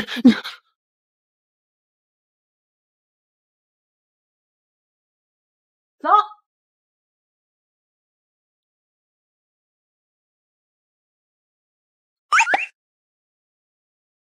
妈，你刚刚可太厉害了！别碰我！妈，你怎么还生气呢？我保证以后都听你的话，远离臭男人，好好读书，行吗？我还是那句话，你今年再考不上，以后呀，我不会再动你了。妈，我保证，我一定好好学习。妈，最近啊，咱这家里的喜事儿可真多，老三也找着工作了，咱小娥也迷途知返了。要不咱趁明天休息，在家里好好庆祝庆祝。行，走。妈，什么？赵三明去王老板的玩具厂上班了？是啊，我听说他一过去就是1级技工，那工资至少110块呢。宝江，你可真有福了，女儿有出息也就算了，连女婿也这么有本事。不说了，走了。好，100多块，比雅娟的工资都高啊！不行，明天就让他跟我去接赵三明回来，可不能便宜了梁春梅。居然换房了，梁家啥时候这么有钱？哎，他们搬到这儿了，那之前的房子不就空着了吗？哎呀，正好志强结婚，还差套婚房。雅娟，一会儿让梁家把老宅过户给咱。妈，这不太好吧？而且婆婆会答应吗？她要是不答应，咱就要离婚逼她。梁春梅这么好面子，肯定会。这你俩搁我家门口干什么呢？啊，没什么，这不三明回娘家待这么久，我们特意来接她回家。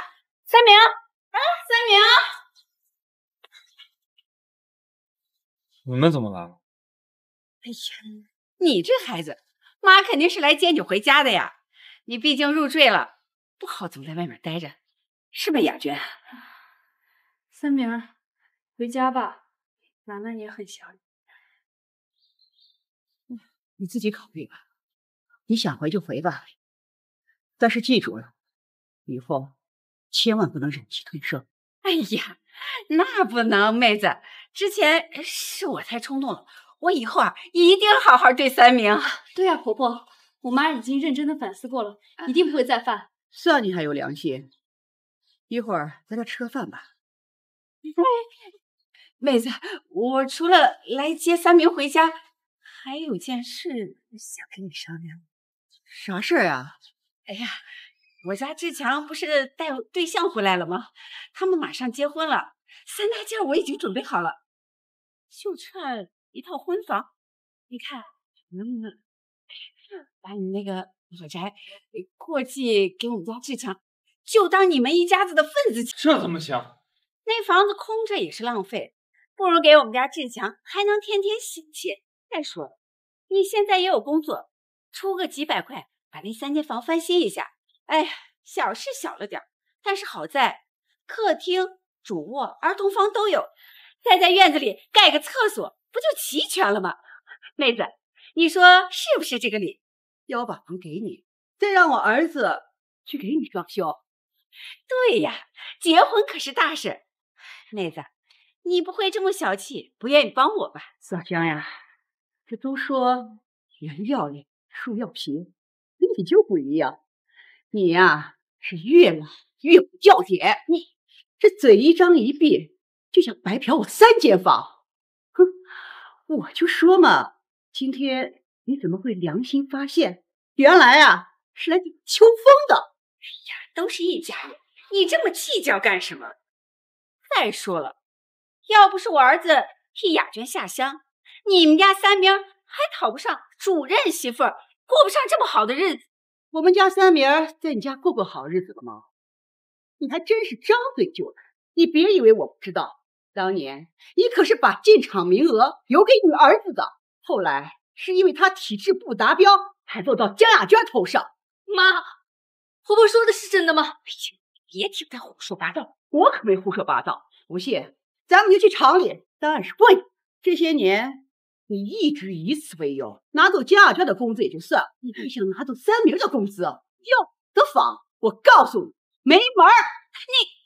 梁春梅，你要是不答应，我就让雅娟把你儿子休了，离婚！把你儿子休了，离婚！好，兰兰归三明，咱马上离。什么？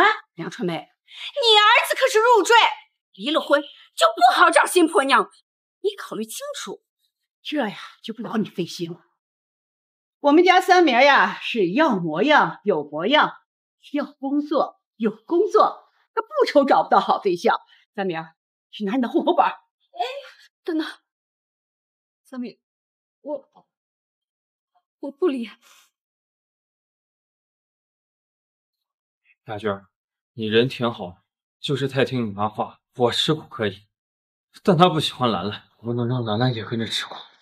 让他离，等他找不到比你优秀的媳妇儿，他就后悔吧。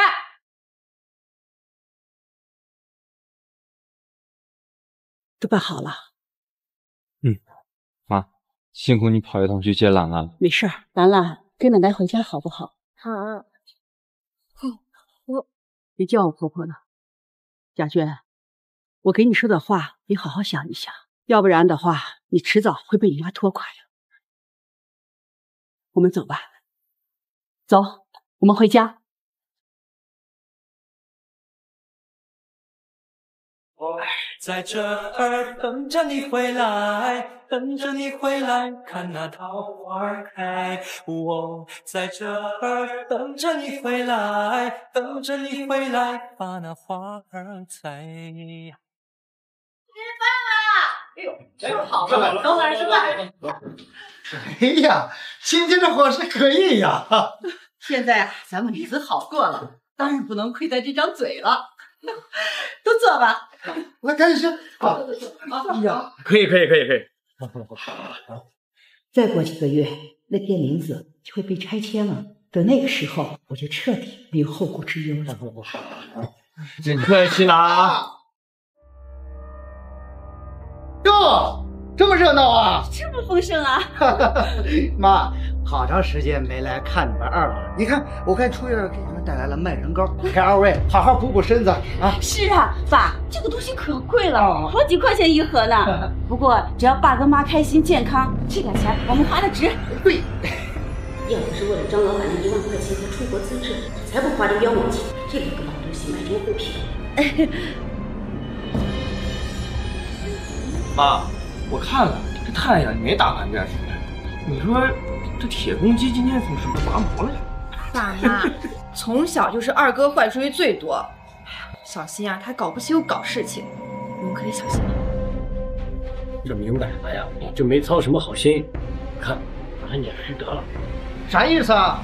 大哥、老四、小娥，我今天好心来看爸妈，你们说这话，过分了吧？行了，别瞎扯些有的没的。说吧，你们今天来有什么事儿？哎呀妈，好事儿！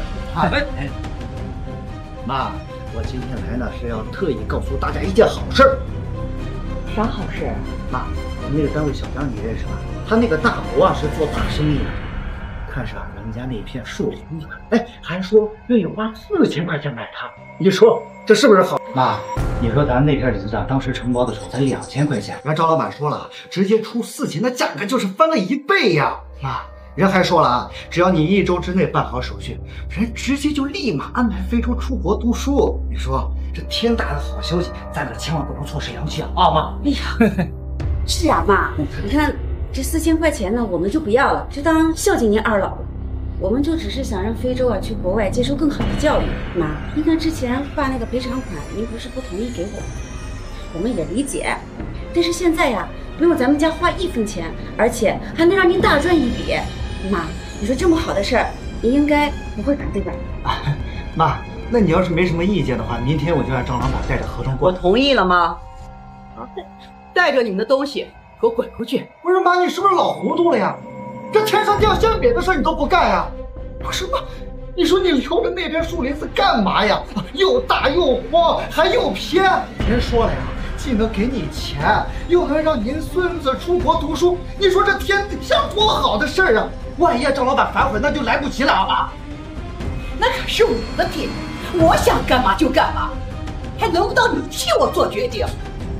哼，想拿我的东西去给你们全家铺路，你看看你有没有那本事？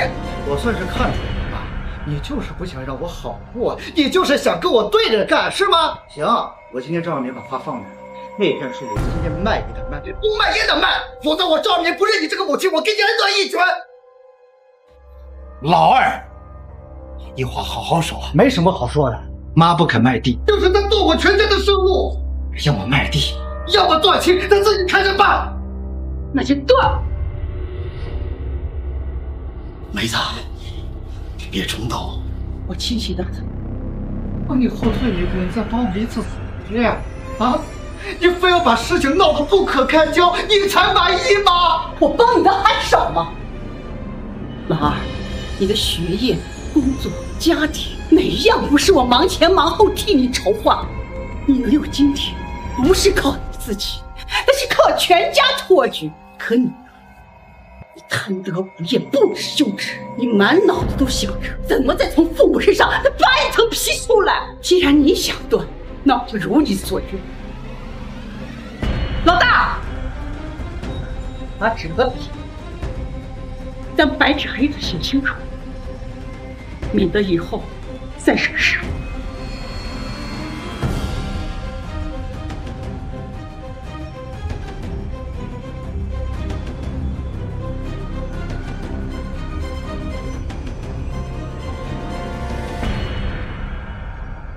妈，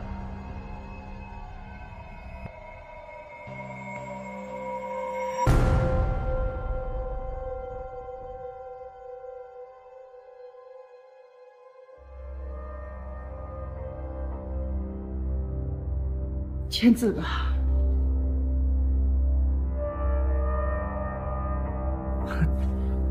妈，论冷血，谁也比不过你。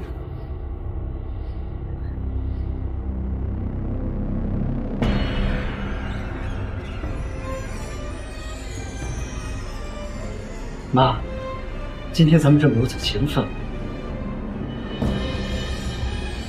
断了！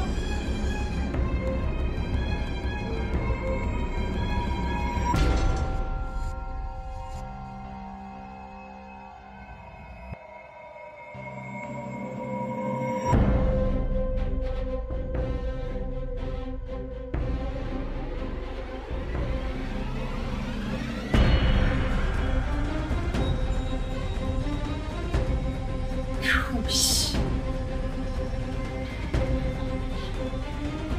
妈，你别难过，我难过什么？过不了多久，他就会哭着、求着要滚。小鸟写的真好。妈妈，我也想上学写漂洋证儿。好，等兰兰长大了，奶奶呀也送你去上学啊！谢谢奶奶。哎呦，哎呀，哎呀，好了，你们俩去玩去啊！这都到中秋了，拆迁的消息咋还不来？不会……妈，林子，林子！妈妈说，林子怎么了？林子他拆迁了，咱们家要发财了！太好了，可算是等到了。妈啊！村长等着您去签字领拆迁款呢。好，走。30万，我长这么大还没见过这么多钱。你碰啥？这是妈的钱。我就是看看是不是真的。嘿，那村委会刚领回来，还有想？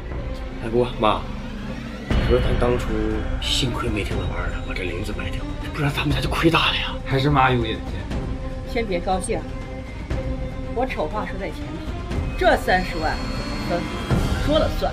你们呀都不许闹，听清楚了吗？啥？我妈拆迁分了30万！30万！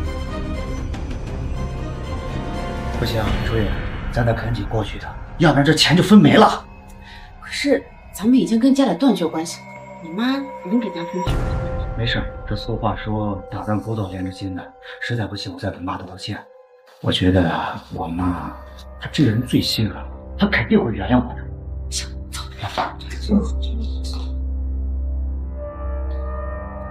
哎，你还磨蹭什么？赶紧走啊！再晚点1毛钱都分不到啊！我不去了。妈，你怎么去？我跟三明已经离婚，他们家分清，也分不到我。为什么分不到你头上？兰兰是不是你的女儿？是不是梁传媒的孙女？有这层关系，她拆迁款就该有你的一份儿。我们早点去，还能多拿一点。你弟弟的婚礼也可以办得风光点啊！能不能别只顾着弟弟了，也替我考虑行不行？算我求你了，妈！别再打着我儿子旗号去干这些事儿了，给大家留点脸面。没用的东西，你不去，我去。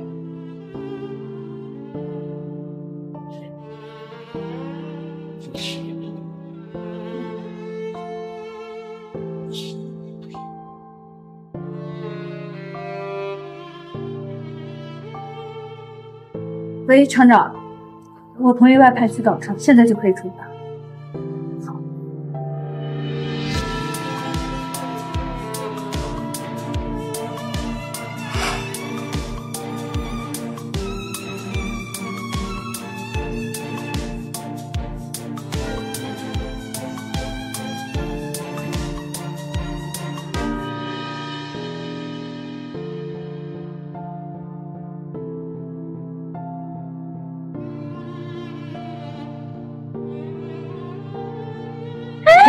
老太婆，你滚开啊！你给我看，你给我进去！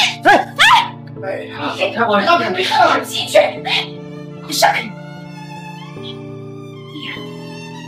呀，好多钱呀！老姜，你来干啥？啊，妹子，这不是听说你们家林子要拆迁了吗？我过来看看有没有什么帮得上忙的。桌子上这些就是拆迁款吧，真不少呢。妹子，你打算给三明和雅娟分多少钱呀？是我们家老三跟你女儿早就离婚，这我们家的拆迁款怎么能飞你闺女头上呢？哎呀，这离了不是还可以付吗？兰兰还小，需要爸爸妈妈照顾，这钱我们也不多要，给个4、5万辛苦费，意思意思得了。啥？4、5万？你咋不去抢银行呢？我告诉你啊，这是我们赵家的钱，跟你个姓姜的有啥关系？就是，我说你还好意思在这提出和谈？我们家3名啊，就是因为受不了你这个恶毒婆婆的气才离婚的。妈，你可千万想清楚了，绝不能让一个外人占了便宜。哎，你们说什么呢？我可是兰兰的亲外婆，总比你们这对跟春梅恩断义绝的儿子儿媳妇亲太多了。他咋知道的？哎呦，好事不出门，坏事传千里。你们那点破事儿早传遍了，比起占便宜，我可不能跟你们比呀！都断绝关系了，还舔着脸上门，生怕自己分不到钱。你老太婆，你别这么挑拨离间！我告诉你，血缘是斩不断的。我才是一家人，这钱就应该有我的一份。哎，你还敢动手？老虎不发威，你当我是病猫啊？不招啊！还敢动手！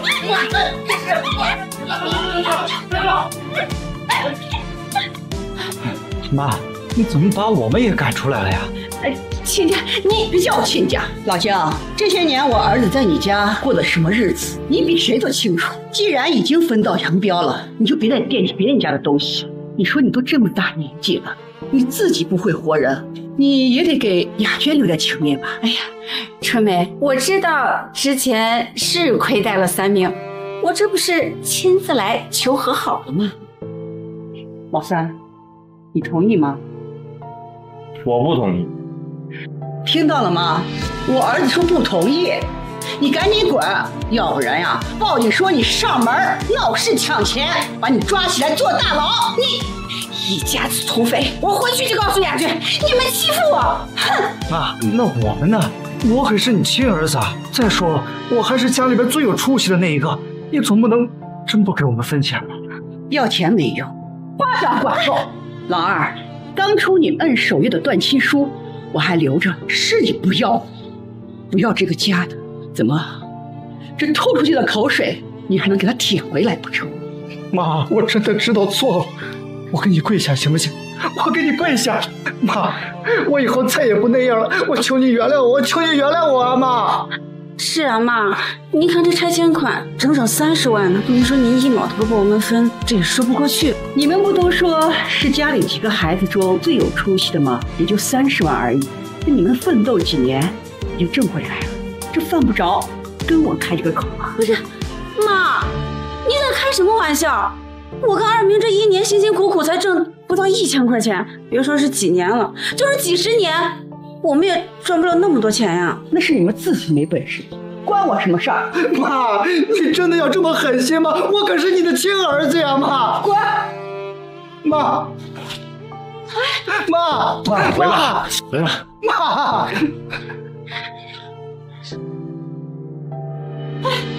妈！开门啊，妈！妈，你开门！完了，这下全完了，都怪你！当初谁让你坚持刚进的，害得我们现在1毛钱都分不到了。你还好意思怪我呀？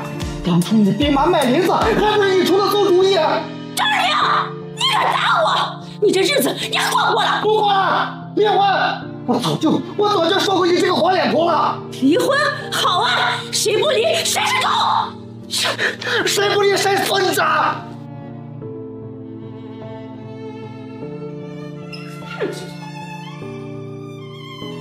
亲家，分我几万块怎么了？就没见过像你梁传梅这么抠门的。雅娟，给我倒杯水，咳嗽了。雅娟，这崽子哪去了？外派。那我怎么办？雅娟，雅娟，雅娟！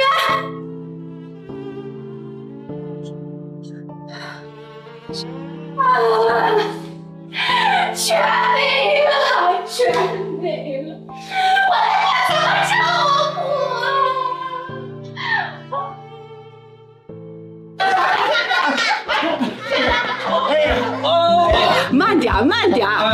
小心腰！哎，这妈，下来我最后一份月饼，让我买着了。好，那咱准备吃饭，开饭喽！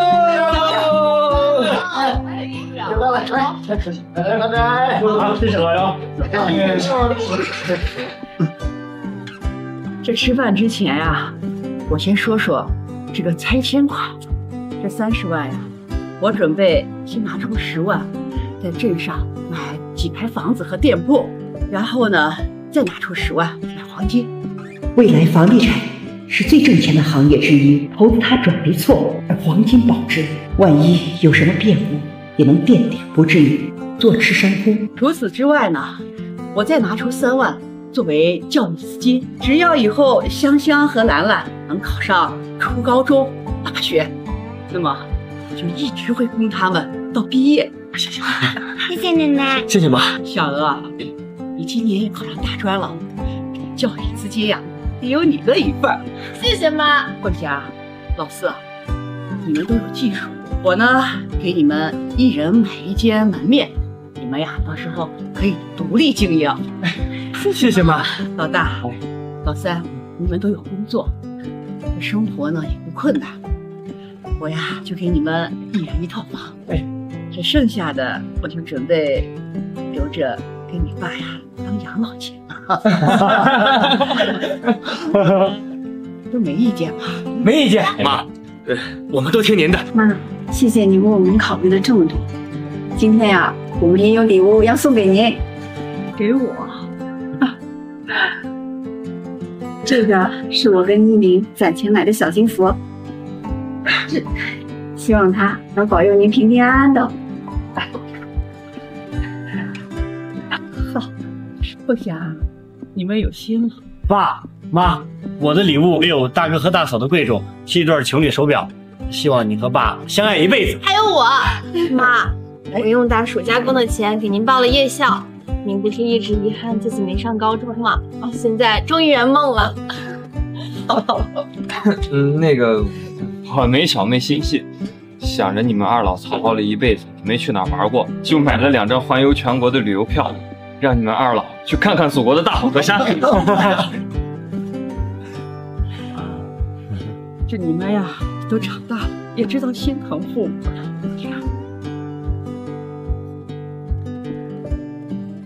咱们的苦日子呀也熬到头了，来，为我们美好的生活干一杯！好，干杯！